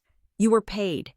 You were paid to take a problem away from a wealthy family, and you used that money to save this restaurant. Darla started to cry again. But this time it was different. It was the weeping of someone who had been caught. We loved you, she sobbed. We did love you. The money was just we had to survive. I looked at her. I believed that, in her own twisted way. She did love me. But she loved her survival more. I am leaving, I said. I am moving to Houston. I am taking the job. And I am taking my life back. Do not contact me. Do not ask me for money. I turned to go. If you walk out that door, Wade's voice boomed, stopping me in my tracks. If you walk out and leave us with nothing, I will go to the press. I turned back slowly. Excuse me, I will call the Houston Chronicle, Wade said, a sneer curling his lip. I will tell them everything, but not your version. I will tell them that the poor waitress from Galveston seduced a senile billionaire. I will tell them you abandoned your sick, elderly parents who sacrificed everything for you. I will paint you as the biggest gold digger in Texas history. He took a step toward me. How will that look to your new fancy friends? How will that look to the board of directors? You think they will accept you when you are splashed all over the tabloids as a fraud? I looked at him. I saw the desperation, but I also saw the malice. He was willing to destroy me if he couldn't own me. I pulled out my phone. I held it up. The screen was glowing, recording. I said, Wade froze. Texas is a one-party consent state. Wade, I said, my voice cold and hard like steel. I have recorded this entire conversation. I have Mrs. Higgins willing to testify about the $50,000. I have the DNA results. And now, I have you on tape attempting to blackmail me." I took a step toward him, and for the first time in my life, he looked small. "If you go to the press," I said, "I will release this recording. I will sue you for fraud. I will sue you for intentional infliction of emotional distress. And I will have the IRS audit every single tax return this diner has filed since 1992. I stared him down. "Do we have an understanding?" Wade swallowed. He didn't speak. He just nodded, looking down at the counter. I looked at Darla. She was sobbing into her apron, unable to look at me. "Goodbye," I said. I walked out of the Gulfview Grill. The air outside was heavy and hot, but as I walked toward my car, I took a deep breath. It tasted of salt and freedom. I drove away without looking back, leaving the smell of grease and the weight of their lies in the rearview mirror. I was done being Brooklyn Rivera, the waitress. I was ready to find out who I was supposed to be. The war did not start with a scream. It started with a notification chime. At 8 o'clock on Monday morning, 3 days after I had walked away from my family in Galveston, my work email pinged. It was not a calendar invite. It was a forward from an anonymous internal address, sent to the entire executive floor of Whitlock Haven Hospitality. The subject line read, "The liability in the executive suite." I clicked it open. My stomach dropped to the floor. It was a dossier. It contained photos of me serving tables at the Gulfview Grill, looking sweaty and exhausted. It had a scanned copy of my high school transcript, which was average at best. And then, there was the narrative. It described me not as a trainee, but as a senile man's vanity project. It insinuated that my relationship with Graham Whitlock was inappropriate. It questioned my mental stability, citing sources close to her family who claimed I had delusions of grandeur. Wade, he had not gone to the press yet, but he had clearly found a way to feed information to Cameron. I walked down the hallway toward my office. The atmosphere had shifted. The polite nods from the administrative staff were gone, replaced by averted eyes and hushed whispers. I felt like a virus that had breached the sterile environment of the headquarters. I reached my desk. Derek Shaw was standing there, looking grim. "You need to see the board schedule," he said, not making eye contact. I looked at the digital display. An emergency meeting had been added for 10 o'clock. The agenda item was single and brutal. Personnel risk assessment and brand integrity. "They are coming for me," I said. Derek nodded. Cameron called it. "He is saying, your presence is damaging the stock price. He says the rumors are spooking the investors." I straightened my blazer. "Let them come." The boardroom was a cavern of glass and polished mahogany. Cameron Whitlock sat at the head of the table, looking like a shark in a three-piece suit. He was surrounded by his faction 3 board members who nodded every time he exhaled. Graham Whitlock was there too. He sat on the right, looking paler than I had ever seen him. His hands were resting on the table, trembling slightly. Cameron did not waste time. "We are facing a crisis of confidence," he began, his voice smooth and projecting false concern. "We are a luxury brand. Our reputation is built on pedigree and excellence. We cannot have our management structure compromised by experimental hiring practices." He slid a file across the table. "Miss Rivera lacks the education, the experience, and the temperament for this role, and now, with these humiliating leaks regarding her background, she has become a liability. I move for immediate termination." I stood up. I did not ask for permission. "My background is not a liability," I said, my voice cutting through the room. "It is the reality of the people who actually run your hotels. I know what it costs to launder a sheet. I know how long it takes to turn a room. You sit in this tower and look at spreadsheets. I look at the work." Cameron sneered. "That is a charming speech for a union rally, Miss Rivera. But this is a boardroom. We deal in profit, not sentiment." "Enough," Graham Whitlock said. Graham tried to stand. He placed his hands on the table and pushed himself up. "She stays," Graham commanded. His voice was raspy. "As long as I am chairman, she stays. She is more capable than any of you realize. She is suddenly—" Graham stopped. His hand clutched at his chest. His face turned an ashen gray. He swayed, his knees buckling. "Mr.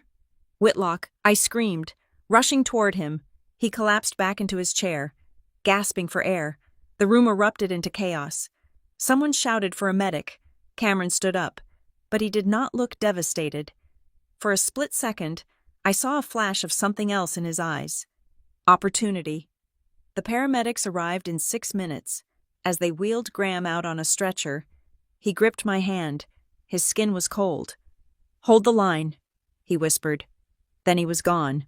The ambulance sirens fading into the Houston traffic. The meeting was adjourned, but the damage was done. Graham was in the hospital, incapacitated. My shield was gone, and Cameron was now the acting chairman. By Wednesday, the sabotage went from whispers to warfare. I arrived at my office to find Derek waiting for me again. This time, he looked angry. "Did you authorize the cancellation of the Vertex Tech Summit contract?" he asked. I frowned. "What, no? That is our biggest event of the quarter. It is worth $2 million in revenue." Derek spun his laptop around. "An email was sent from your account at 2 o'clock this morning," he said. "It informed the client that we were overbooked and could not honor the reservation. They are furious. They are threatening to sue." I stared at the screen. It was my email signature. It was my phrasing. But I had been asleep at 2 o'clock. I did not send this. I said, "Someone hacked my account." Derek looked skeptical. "It says the login came from your IP address. Brooklyn." I felt the walls closing in. This was not just a smear campaign anymore. This was a frame job. They were manufacturing cause for dismissal. If I lost the job for negligence, I would lose credibility. If I lost credibility, revealing my identity as the heir would look like a desperate lie to save my skin. "I need the server logs." I said, "You need a lawyer," Derek replied. "Cameron has already called legal. He is preparing a motion for gross incompetence." I walked out of the office. I needed air. I needed to think. I took the elevator down to the basement archives, a place where no one went. I sat on a stack of old banquet chairs, my head in my hands. I was fighting a ghost. I could not fight digital signatures and invisible enemies. A door opened. I stiffened, expecting security to escort me out. It was not security. It was Marianne Klein. Marianne was the chief financial officer of Whitlock Haven. She was a woman of steel, known for her sharp bob haircut and her ability to make grown men cry over budget variances. We had never spoken more than 2 words to each other. She walked over and stood in front of me. She was holding a tablet. "You look like you're about to fold," she said. I looked up. They forged my signature. "Marianne, they are deleting me." She nodded. "I know. I saw the timestamps. The email was sent while the security system shows your badge was logged out of the building, but Cameron's IT guys forgot to check the physical access logs." "Why are you telling me this?" I asked. Marianne sat on a box of files next to me. "I worked for Graham for 20 years. She said, "I respect him. He built this company on service. Cameron thinks this company is his personal ATM. I hate nepotism. Brooklyn, I hate watching entitled boys break things they did not build." She tapped the screen of her tablet. "I have been watching you. You work harder than anyone on that floor. You actually care if the guests are happy. That matters to me." She handed me the tablet. "So, if you are going to fight him, stop using a butter knife. Use a bazooka." I looked at the screen. It was a spreadsheet. Rows and rows of numbers. "What is this?" I asked. Marianne pointed to a highlighted column. "These are vendor payments approved by Cameron over the last 18 months, she explained. "They are going to a company called Aurora Holdings for consulting services and renovation logistics." I scanned the numbers. $50,000 here. $100,000 there. It added up to millions. I checked Aurora Holdings. Marianne said, "The registered address is a P.O. box in the Cayman Islands, but the bank routing numbers, they bounce back to a private account in Houston." "Cameron's account?" I asked. Marianne smiled. A thin, dangerous expression. "Cameron is not smart. Brooklyn, he is just arrogant. He thinks no one checks the small print because everyone is too afraid of him. He is funneling company money into his own pocket to cover his gambling losses." I stared at the data. This was it. This was the weapon. "If we release this," I said, "he goes to jail. If we release this." Marianne corrected. The stock tanks. The board panics. We have to be smart. We cannot just leak it. We need to catch him in the act. We need him to confess. I stood up. The fear was gone, replaced by a cold, hard clarity. I went to the hospital that night. Graham was awake, but weak. He was hooked up to monitors that beeped in a steady, rhythmic cadence. I sat by his bed. I told him about the forged email. I told him about Marianne. I told him about Aurora Holdings. He closed his eyes for a long moment. When he opened them, there was sadness there, but also resolve. He is my blood. Graham whispered, but he is a cancer to this family. I held his hand. I can stop him. Graham, but I have to destroy his reputation to do it. Graham squeezed my hand. Listen to me. Brooklyn, he rasped. Do not win by becoming them. Do not use rumors. Do not use lies. Do not use the press. He looked at me with intense focus. Win by making it impossible for them to lie.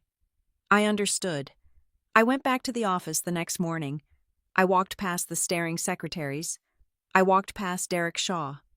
I went straight to my desk and typed an email to the entire board, including Cameron. Subject: urgent request for independent audit and operational review. In the email, I stated that due to the recent security breach regarding the Vertex contract, I was exercising my authority as a senior associate to request a full forensic audit of all vendor contracts and digital logs to clear my name. I hit send. 10 minutes later, Cameron stormed into my office. He slammed the door so hard the glass walls rattled.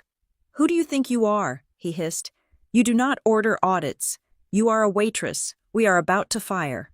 I looked up at him calmly. If you have nothing to hide, Cameron, an audit will prove I'm incompetent. I said, it will prove I sent that email. Why are you so afraid of a little transparency? He glared at me. His face was flushed. Cancel it, he ordered. Retract the email, or I will make sure you never work in this industry again. I cannot retract it. I lied. I already CC'd the external compliance officer. It is automatic now. Cameron's eyes widened. He knew. He knew that if the auditors looked at the vendor contracts, they would find Aurora Holdings. He backed away. You will regret this, he said. He turned and left. I picked up my phone and called Marianne. He took the bait. I said, now comes the trap. Marianne replied. The trap was set for Friday. The board meeting to decide my fate was scheduled for 2 o'clock in the afternoon. I spent Thursday night with Marianne in the server room. We were not just pulling data, we were setting up a presentation. We linked the security camera footage from the night the email was sent, which showed an empty office with the digital logs. We overlaid the financial transfers to Aurora Holdings, but the final piece was the most important. I needed Cameron to say it. I needed him to admit that the company was his to steal from. I sent him a text message on Friday morning. I know about Aurora. I want a deal. It was risky. If he went to the police, it could look like blackmail. But I knew Cameron. He did not go to the police. He made deals. He replied 3 minutes later, Boardroom B, 12 o'clock, alone. Boardroom B was the smaller conference room. It was soundproof. It was where the dirty deals happened. I walked in at 12 o'clock sharp. Cameron was waiting. He looked tired, manic. How much do you want? He asked. I sat down. I don't want money.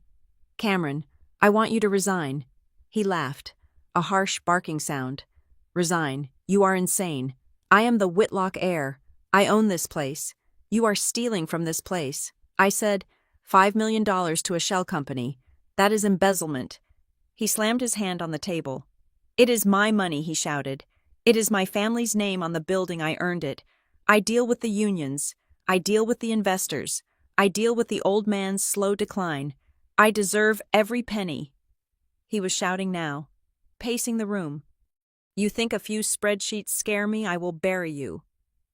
Brooklyn, I will make sure everyone knows you are just a greedy little stray who tricked a dying man.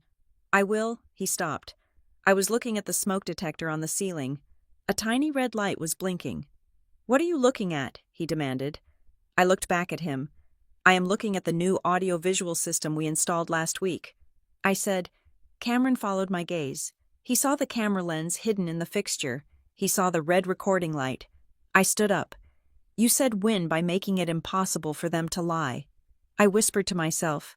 The door to the boardroom opened. Marianne walked in. Behind her were two members of the External Audit Committee. Behind them was the head of legal. They had been in the viewing room next door. They had heard everything. They had heard the confession. They had heard the rage. Cameron looked at them. He looked at me. His face went white. This is illegal, he stammered. This is entrapment. It is a quality assurance review, Marianne said, her voice dry as dust. And you just failed. I walked past Cameron. He did not move. He was frozen. A man realizing that the ground he stood on had been gone for a long time. I walked out into the hallway. My heart was pounding, but my hands were steady. I had not used my name. I had not used my DNA. I had used the truth. But as I walked toward the elevators, I knew this was not the end. Cameron was wounded, but he was not dead, and a wounded animal is the most dangerous kind. The audit would take weeks. The legal battle would take months, and in the meantime, he would have one final card to play. He would attack the one thing I had not protected. My history. I checked my phone. There was a missed call from Jessa, and a text. Check the news. Now. I opened the news app. The headline was screaming at me. Secret daughter or con artist, the $1 million lie behind the Whitlock heiress. Wade had gone to the press. The silence in the intensive care unit was heavier than lead. It was a suffocating, pressurized silence, broken only by the rhythmic hissing of the ventilator and the sterile beep of the heart monitor. Graham Whitlock lay in the bed, looking smaller than I had ever seen him. The man who could silence a boardroom with a single glance was now reduced to a fragile network of tubes and wires. His skin was the color of parchment, and his chest rose and fell with a mechanical, forced rhythm.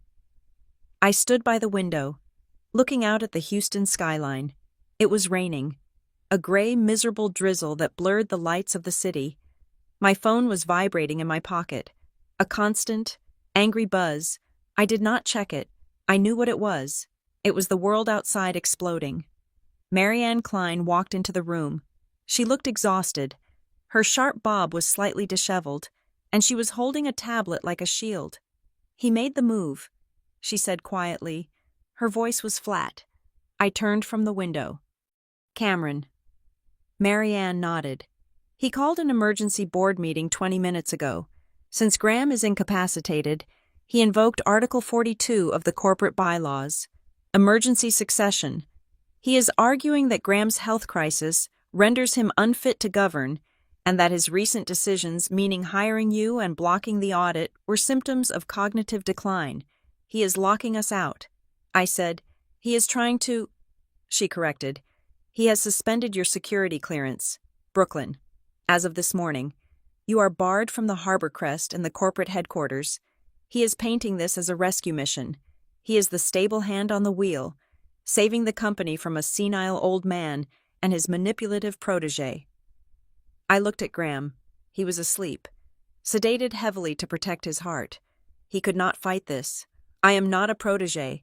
I said, I am the trustee. Not until the lawyers say you are, Marianne said, and Cameron knows that. He is buying time to shred the evidence. We need to move faster. I left the hospital an hour later. The paparazzi were already camping at the main entrance, so I took the service elevator to the loading dock and slipped out into the rain. I took a cab to my corporate apartment. When I arrived, the concierge looked at me with pity. He did not say a word, just handed me my mail. There was a large manila envelope on top of the stack. It had no return address. It was thick. I went up to my apartment. It felt cold and foreign, like a hotel room I had stayed in too long. I sat on the edge of the beige sofa and tore open the envelope. It was not a bomb. It was worse. Inside was a photocopy of a document from 1992. It was a ledger page from New Horizons Family Services. It was grainy and faded, but the handwriting was legible. Subject female infant 892. Placement Rivera. W. D. Fee $50,000. Notes. Cash transaction, no questions asked, birth record sealed. Attached to the ledger was a single sheet of plain white paper. On it, typed in bold, black letters, was a single sentence. You were bought. I stared at the paper. I did not cry. I think I had run out of tears days ago. Instead, I felt a cold, hard stone settle in my stomach. This was from Cameron. He had dug this up, or maybe he had manufactured it, but the message was clear. He was telling me that I was merchandise. He was telling me that my entire existence was a transaction. My phone rang again. This time, I looked at the screen. Mom. I stared at the word. Mom. It felt like a lie. I answered. Brooklyn Darla's voice was high and jagged, thick with tears. Oh, thank God you answered. It is a nightmare here. Brooklyn. The reporters. They are outside the grill. They are knocking on the windows. Wade is losing his mind. He is talking to them. Brooklyn. He is telling them things. I held the phone to my ear, listening to her panic. I said nothing. You have to help us, she sobbed. They are going to ruin us. Wade says he has to protect his reputation. He says he has to tell his side of the story before you destroy us. I looked down at the ledger page. Fee. $50,000. What do you want? Darla, I asked. My voice was calm. It scared me how calm it was. We need to get away, she said, her voice dropping to a whisper. We need to close the grill for a while. Go somewhere until this blows over. But we can't. The bank frozen our business account because of the investigation you threatened. We have no cash. She paused. I could hear her breathing. If you could just send us something, she said, just to help us get out of town. 20,000. That is all. Just $20,000. Brooklyn. You are rich now. It is nothing to you. Wade says if you send the money, he will stop talking to the reporters. He will say it was all a misunderstanding. I closed my eyes. There it was. The price tag. My silence was worth $20,000. My dignity was worth $20,000.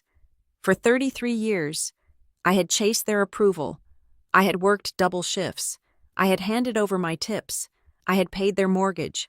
I had paid for Wade's truck. I had paid for Darla's dental work. I had paid and paid and paid, thinking that if I just paid enough, eventually I would buy their love. But love is not a subscription service. I opened my eyes. I looked at the rain hitting the window. No, I said. There was a stunned silence on the other end. What Darla whispered. I said no. I repeated, I am not sending you $20,000. I am not sending you $20. But Wade will talk, Darla cried, her voice rising to a shriek. He will destroy you. He will tell them you are ungrateful. He will tell them you abandoned us. Let him talk, I said. Let him tell the world whatever he wants, because I am done paying you to be my parents. Brooklyn, please, you owe us. We raised you. I hung up the phone. I sat there in the silence of the apartment. I blocked the number. It was not a violent act. It was a surgical one. I had just cut off a gangrenous limb. It hurt, but it was necessary for survival. I stood up. I showered. I put on a fresh suit. I was not going to hide in the apartment. I had a war to fight. Marianne texted me an address. It was an office building downtown, not far from the courthouse. Suite 400. Ainsley Pratt. Be there at 2. Ainsley Pratt did not look like a lawyer. She looked like a librarian who enjoyed silencing people. She was a small woman with graying hair pulled back into a severe bun and glasses that magnified her sharp, intelligent eyes. Her office was not filled with mahogany and leather like Graham's study. It was filled with whiteboards and boxes of files. Sit, Ainsley said, not looking up from a document she was marking with a red pen. I sat. Marianne was already there, pacing by the window. Marianne tells me you are the secret Whitlock heir, Ainsley said, capping her pen, and that Cameron is trying to bury you before the body is even cold. Graham is not dead, I said. To the law. He might as well be. Ainsley retorted. She took off her glasses and looked at me. Listen to me. Miss Rivera, I specialize in estate litigation. I have seen families tear each other apart for a fraction of what is at stake here. Cameron's play is textbook. She stood up and walked to a whiteboard. She wrote 2 phrases in large, black letters: undue influence, identity fraud. He is not just going to attack your claim, Ainsley explained. He is going to attack the timeline. He will argue that you targeted Graham Whitlock, that you, a struggling waitress, found a vulnerable, lonely old man and manipulated him into believing you were his long-lost granddaughter. He will say the DNA test was faked or that the sample was compromised, but the test was independent. I argued. It doesn't matter, Ainsley said. In civil court, he doesn't have to prove you are a fraud beyond a reasonable doubt. He just has to create enough doubt to freeze the assets. He will drag this out for 5 years. He will drain the trust with legal fees while he stays in control of the company. She turned to me. And while he does that in court, he will try you in the media. He will leak stories about your parents. He will leak stories about your debts. He will paint you as a predator. Can you handle that? I thought about the ledger in my apartment. I thought about Wade's blackmail. I have nothing left to hide. I said, my parents sold me for $50,000. Let him print that. Ainsley paused. She looked at me with a flicker of respect. Good, she said, because if we are going to win this, we cannot play defense. We have to prove that Cameron is unfit to serve as trustee. We have to prove the embezzlement. Marianne gave me the data on Aurora Holdings. It is strong, but it is circumstantial until we have the audit results, and Cameron will burn those records before the auditors get in the door. We need something else, Marianne said. We need the kill switch. Graham must have left something. He knew Cameron was dangerous. He wouldn't have left you exposed without a weapon. I shook my head. He gave me the job. He gave me the truth. That is all. Think, Brooklyn. Ainsley commanded. Graham Whitlock was a strategist. He didn't just hand you a legacy, he handed you a puzzle. Is there anything else? Any document? Any safe deposit box? I thought back to the diner. The note. Your tip is the truth. I stood up. I need to go for a drive. I said, where Marianne asked. Back to the start. I said, I drove to Galveston. It was reckless. Perhaps. The press was swarming. But I took the back roads. I parked 3 blocks away from the Gulfview Grill and walked through the alley. It was dark now. The grill was closed. The windows were dark. A closed for maintenance sign hung on the door. I peered through the glass. The streetlights cast long shadows across the empty tables. I looked at table 12, the corner booth. I remembered the day Graham Whitlock walked in. I remembered the fear. I remembered the judgment. And I remembered the $0 tip. Why 0, I asked myself. He could have left $100. He could have left a penny. But he left nothing. Your tip is the truth. Wade had called it an insult. I had called it a test. But Graham had said something else. Character is choice. He had stripped away the transaction. He had removed the money from the table to see what remained. I stood there in the dark alley, and I realized something. The note. I still had it. It was in my wallet. I had carried it like a talisman since that day. I pulled it out. The cream paper was soft from wear. I unfolded it under the dim light of a street lamp. No tip. Your tip is the truth. Bring the receipt. I had brought the receipt. I had given it to him. But he had let me keep the note. Why I ran my thumb over the paper. It felt thick. Thicker than normal stationery. My heart started to beat faster. I turned around and ran back to my car. I drove back to Houston, breaking the speed limit. I did not go to the apartment. I went to the hospital. I badged into the ICU. The nurses knew me now. They let me pass. Graham was awake. His eyes were open, staring at the ceiling. He looked frail, hanging on to life by a thread. I walked to the bedside. Graham. I whispered. He turned his head slowly. His blue eyes focused on me. They were cloudy, but the intelligence was still there, burning behind the fog of medication. I went to the grill. I said, I looked at the table. He blinked. A slow, deliberate movement.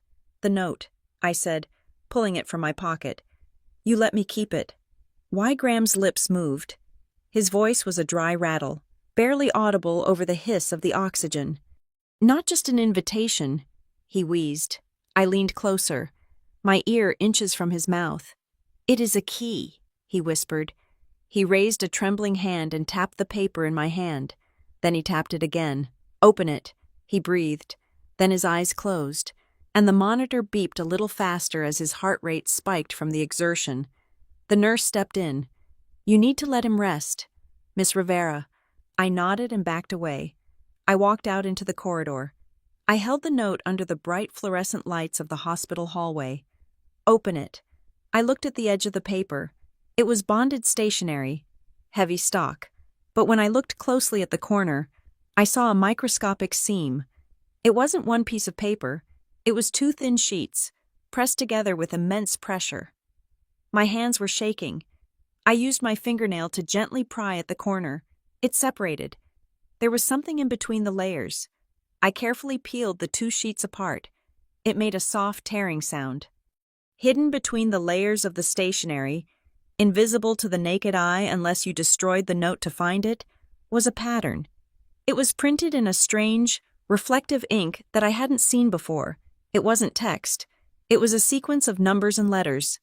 Vault 7, Row 4, Tip equals L14. And below that, a phrase that made my breath catch in my throat. The shadow ledger. I stared at the dismantled note. Graham hadn't just given me an address. He had given me the combination to a safe. And judging by the name Shadow Ledger, it wasn't full of cash. It was full of the one thing Cameron Whitlock could not bribe, bully, or sue his way out of. It was the proof. Cameron had the board. He had the lawyers. He had the media. He had my parents. But I had the key. I pulled out my phone and texted Marianne and Ainsley. I found it. Meet me at the bank in the morning. I looked back at the door of the ICU. Graham had known this day would come. He had known he might not be there to hand me the weapon himself. So he had hidden it in the first thing he ever gave me. He didn't tip me money. He tipped me the end of Cameron Whitlock. The news of Graham Whitlock's death did not travel like a whisper. It traveled like a shockwave. He passed away at 4:15 in the morning on a Tuesday. I was holding his hand when the heart monitor flatlined, turning its rhythmic beep into a singular, high-pitched tone that signaled the end of an era. I did not have time to mourn. I did not have time to process the loss of the grandfather I had only known for a few weeks, because at 8 o'clock that same morning, 4 hours after the time of death was called, Cameron Whitlock filed a lawsuit in the Harris County District Court. He requested an emergency injunction to freeze the assets of the Whitlock Legacy Trust. He petitioned the court to suspend all voting rights attached to the trust until a competency hearing could be held regarding the mental state of the late Graham Whitlock. It was a declaration of war, signed in black ink. By noon, the world outside the hospital was a circus. I watched from the window of the private waiting room as the satellite trucks lined up along the street. The headlines were already flashing across the tickers on the television screens in the lobby. They were brutal. They were reductive. They were exactly what Cameron had paid for. Waitress turned heiress, the billion-dollar scam from Greasy Spoon to Silver Spoon, who is Brooklyn Rivera family outrage. Whitlock heir calls for investigation into elder abuse. They had taken my life, my struggle, and the truth, and they had twisted it into a caricature. To the world, I was not a lost granddaughter found. I was a predator who had preyed on a dying man. I was Anna Nicole Smith without the charm. I was a villain. I turned away from the window.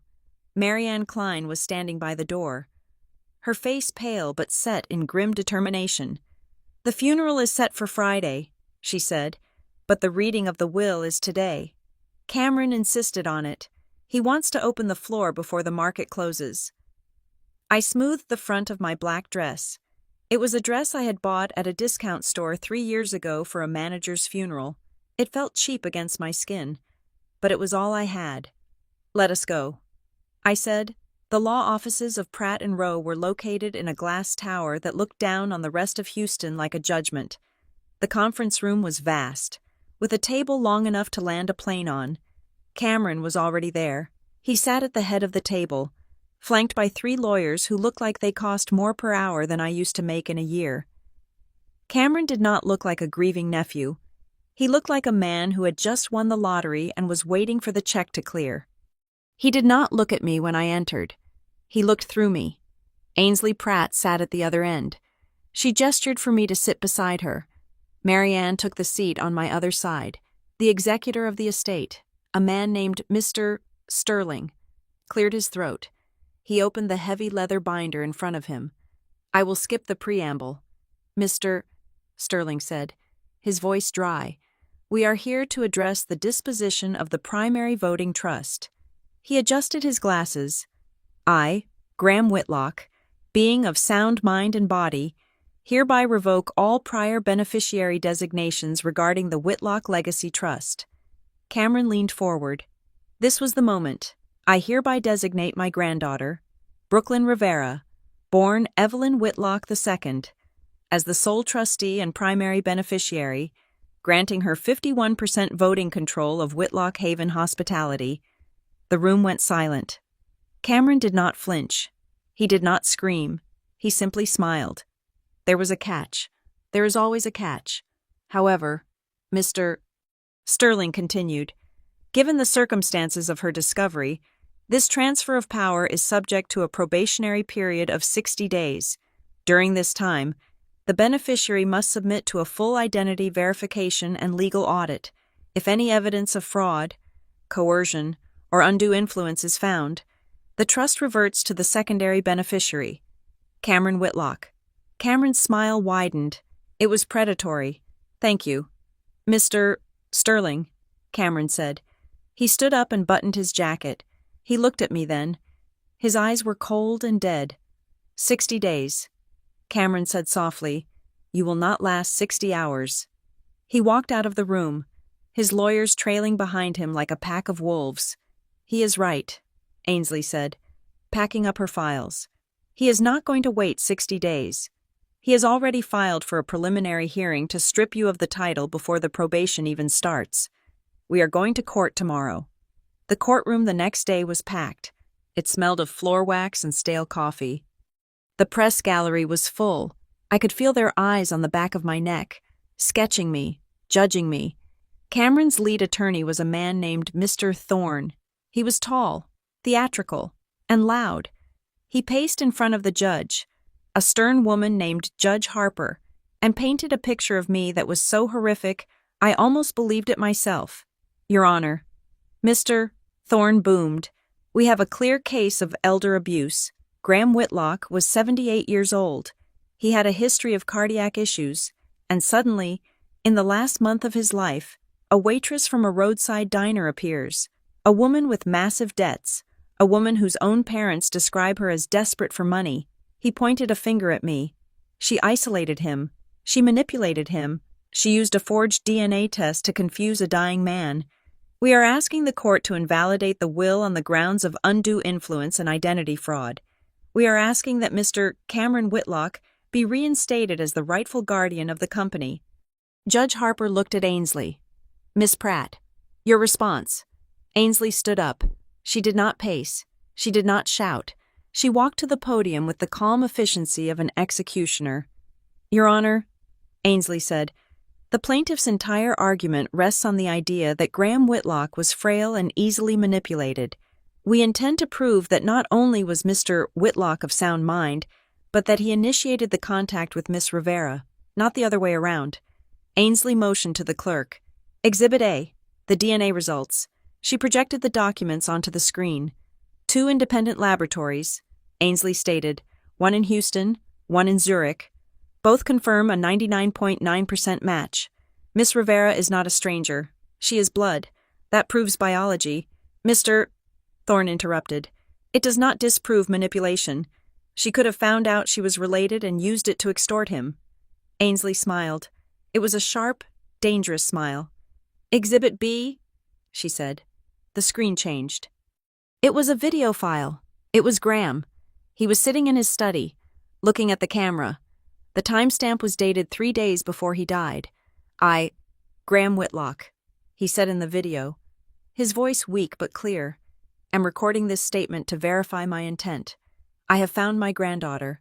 I have vetted her. I have tested her. She is not here because she wants my money. She is here because I begged her to save my company from the greed of my nephew." The courtroom murmured. Cameron's face tightened. "He was coached, Mr. Thorne shouted. "Look at him. He is reading off a teleprompter." She wrote the script. Ainsley raised a hand.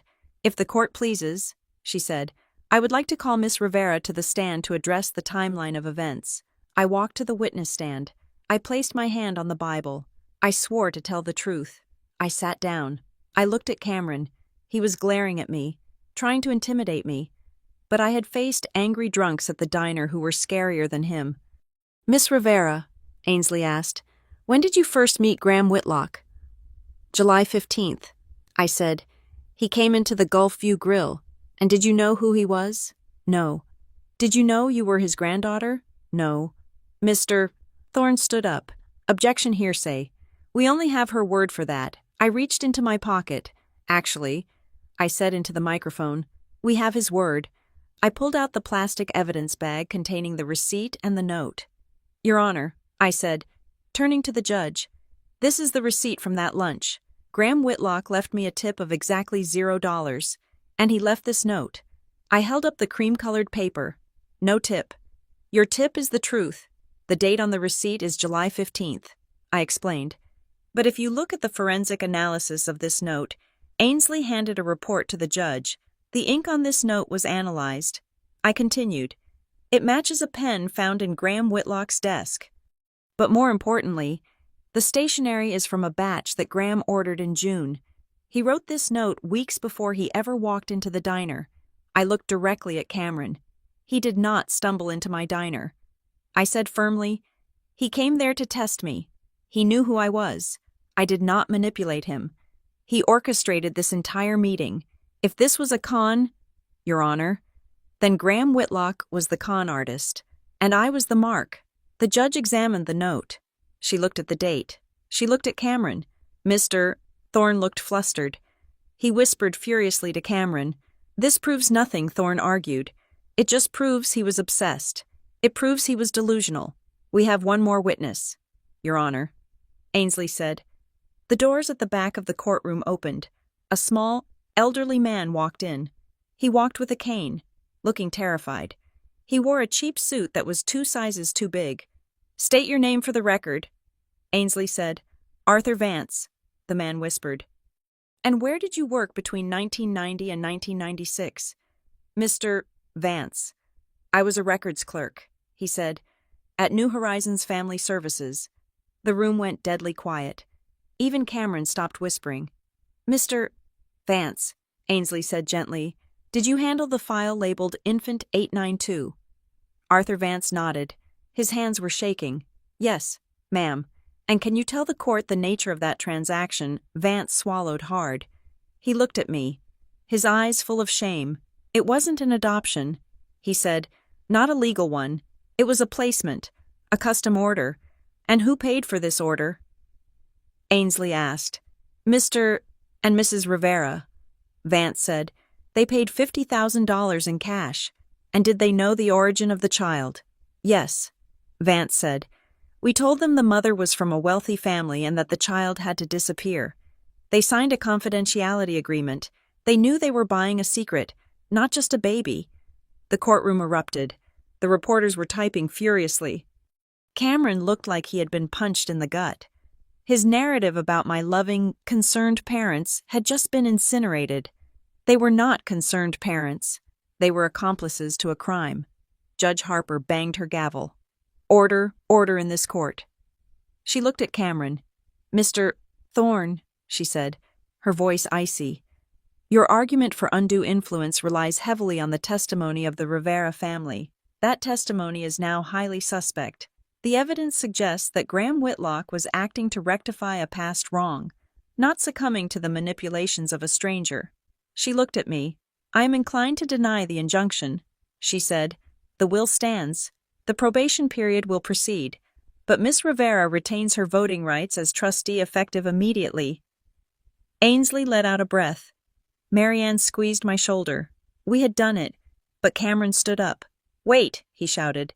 He ignored his lawyer. He reached into his briefcase. He pulled out a single, blue folder. "You want to talk about the past," Cameron yelled, his face red and twisted. "You want to talk about rectifying wrongs." He walked up to the bench. He slammed the folder down in front of the judge. "My grandfather was a romantic," Cameron said, sneering at me. "But he was also a man with a history of mental instability. You saw the video from 3 days ago, but you did not see the medical report from 5 years ago." He turned to the gallery. "Graham Whitlock was diagnosed with early-onset vascular dementia in 2020. Cameron announced. The room gasped. Judge Harper opened the folder. She scanned the pages. Her frown deepened. "This is a certified medical evaluation," Cameron said. "It states clearly that Graham Whitlock lacked the capacity to make complex financial decisions or alter his estate plan as of 5 years ago." He pointed at me, "Which means, Your Honor, that every document he signed after 2020 is void. The will is void.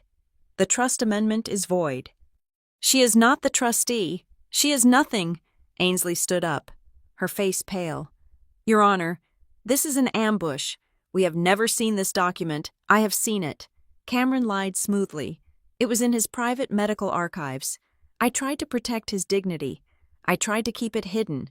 But if you force my hand, I will show the world that Graham Whitlock lost his mind long before he found this waitress."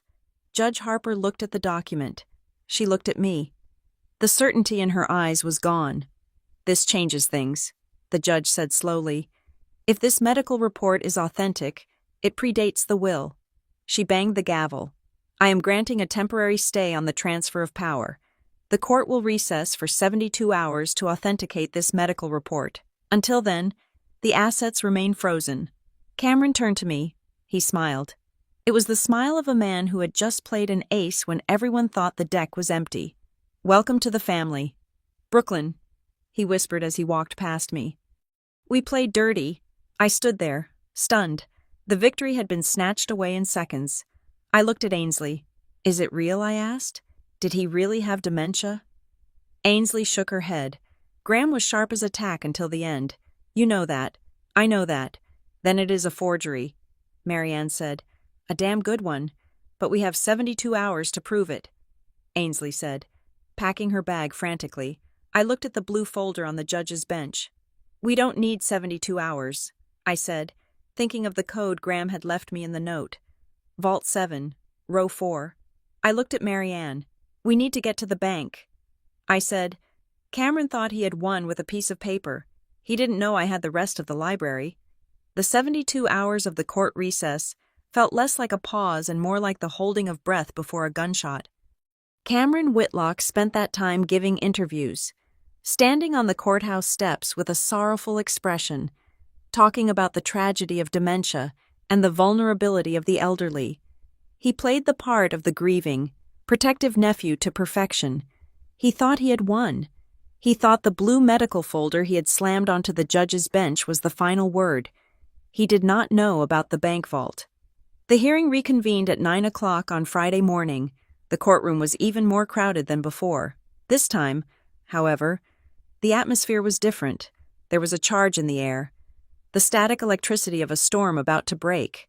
Cameron sat at the plaintiff's table, looking relaxed. He whispered a joke to Mr. Thorne, his lawyer. Behind them, in the front row of the gallery, sat Wade and Darla. They were wearing new clothes, stiff, expensive-looking Sunday best that I suspected Cameron had paid for. They refused to look at me. Judge Harper entered. She looked tired.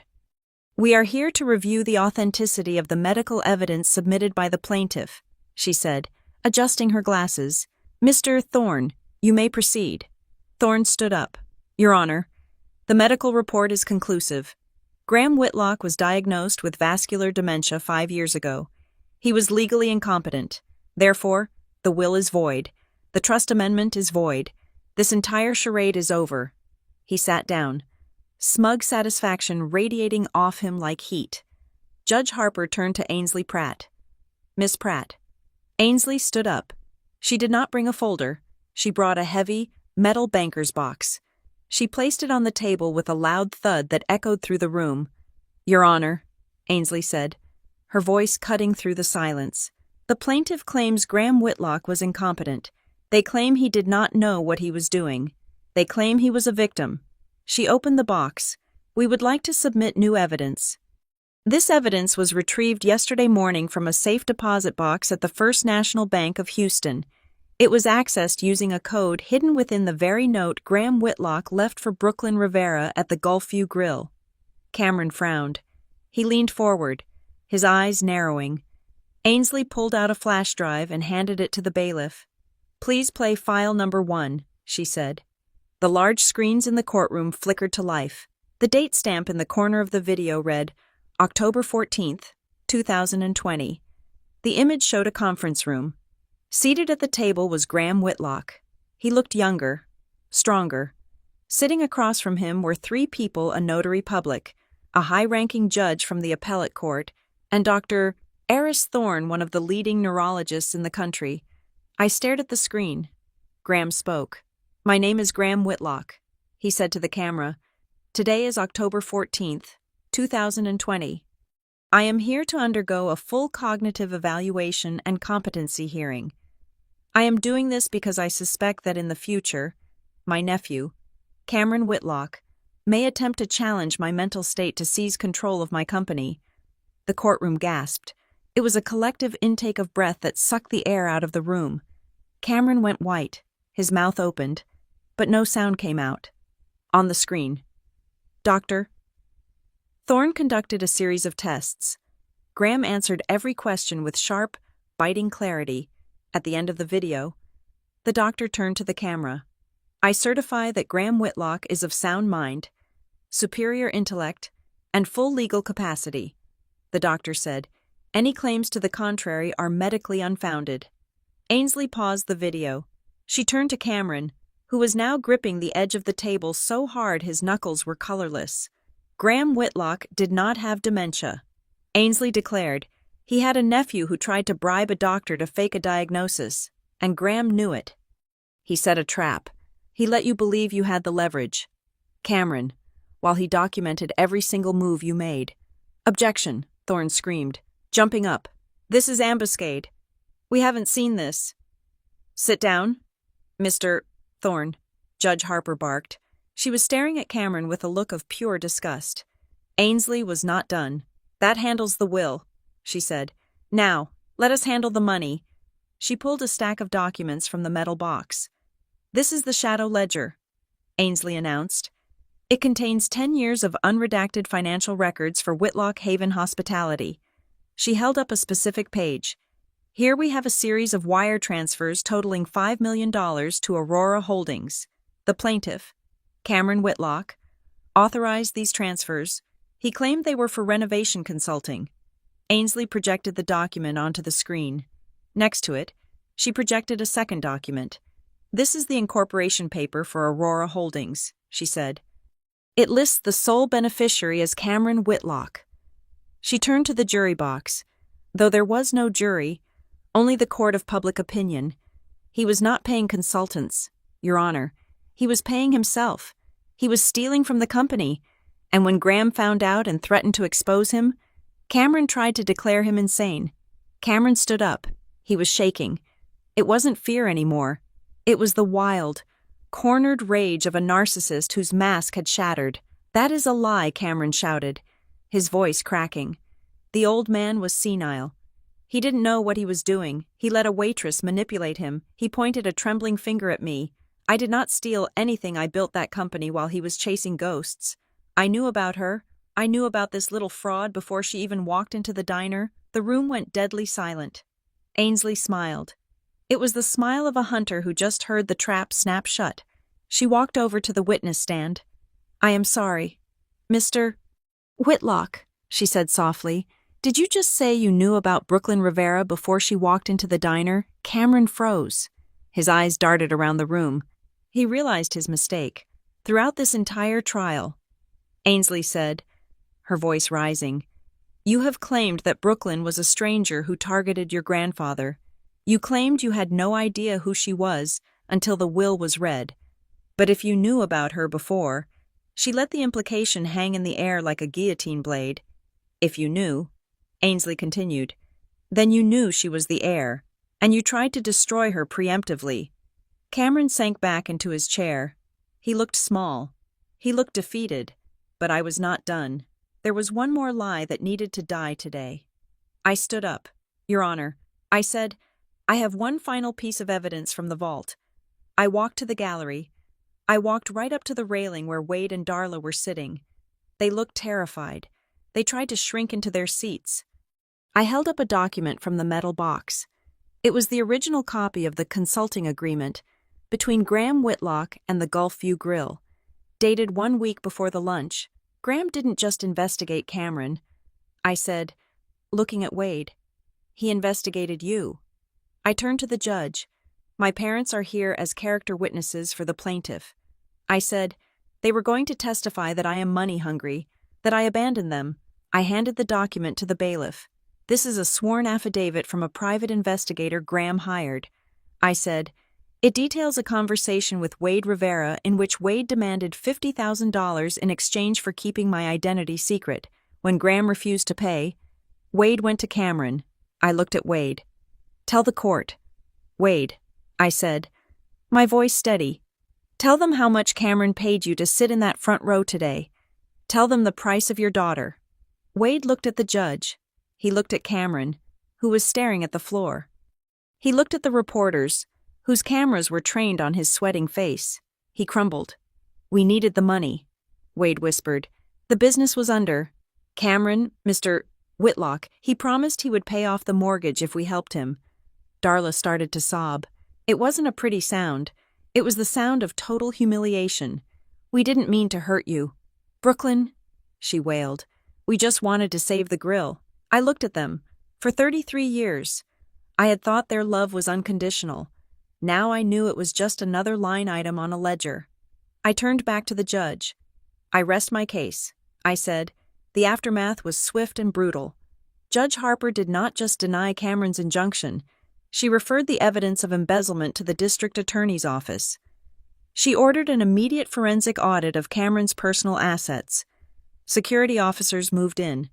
They did not put Cameron in handcuffs yet, but they flanked him, ensuring he could not leave the building. The board members who had supported him were already on their phones, frantically trying to distance themselves from the blast radius. I walked out of the courtroom. The hallway was a sea of microphones and cameras. The questions came like a tidal wave. Miss Rivera, how do you feel? Are you going to press charges against your parents? What will you do with the company? I stopped. I looked into the lens of the nearest camera. I did not smile. I did not cry. I am not pressing charges against my parents. I said, they have to live with what they did. That is punishment enough. But they are no longer my family. I took a breath. As for Cameron Whitlock, he made a mistake. He thought money was the only thing that mattered. He thought he could buy the truth. I held up the cream-colored note one last time. He didn't tip me money, I said. He tipped me the truth. And with that, I walked away. The next day, I drove to Galveston. The Gulf View Grill was closed. The for sale sign was already pounded into the dry earth out front. Wade and Darla were gone, presumably staying in a motel somewhere, hiding from the shame they had invited into their lives. I unlocked the back door with my old key. The smell of grease was still there, but it felt stale now, like a memory that was already fading. I walked to table 12. The sun was setting over the Gulf, casting long orange shadows across the vinyl booth. I sat in the seat where Graham Whitlock had sat. I looked out at the water. I was the CEO of a multi-billion-dollar company now. I had a team of lawyers, a penthouse in Houston, and a future that was wide open. But I needed to leave one thing behind. I took a pen from my pocket. I grabbed a napkin from the dispenser. I wrote a single line. You do not owe them your life. I placed the napkin under the salt shaker. I took a $20 bill from my purse, my own money, earned from my own labor, and placed it on top. It was a tip for the ghost of the girl who used to work here, the girl who thought she wasn't enough. I stood up and walked out of the diner. I left the door unlocked. I left the keys on the counter. I got into my car and drove north, toward the city, toward the storm, toward the truth. I finally tipped the balance. Thank you so much for listening to Brooklyn's story of betrayal and redemption. I would love to know where you are tuning in from. Are you listening from a busy city like Houston or a quiet coast like Galveston? Let me know in the comments below so we can connect. Please do not forget to subscribe to the Maya Revenge Stories channel, like this video, and hit that hype button to help this story reach more people who need to hear that the truth always wins.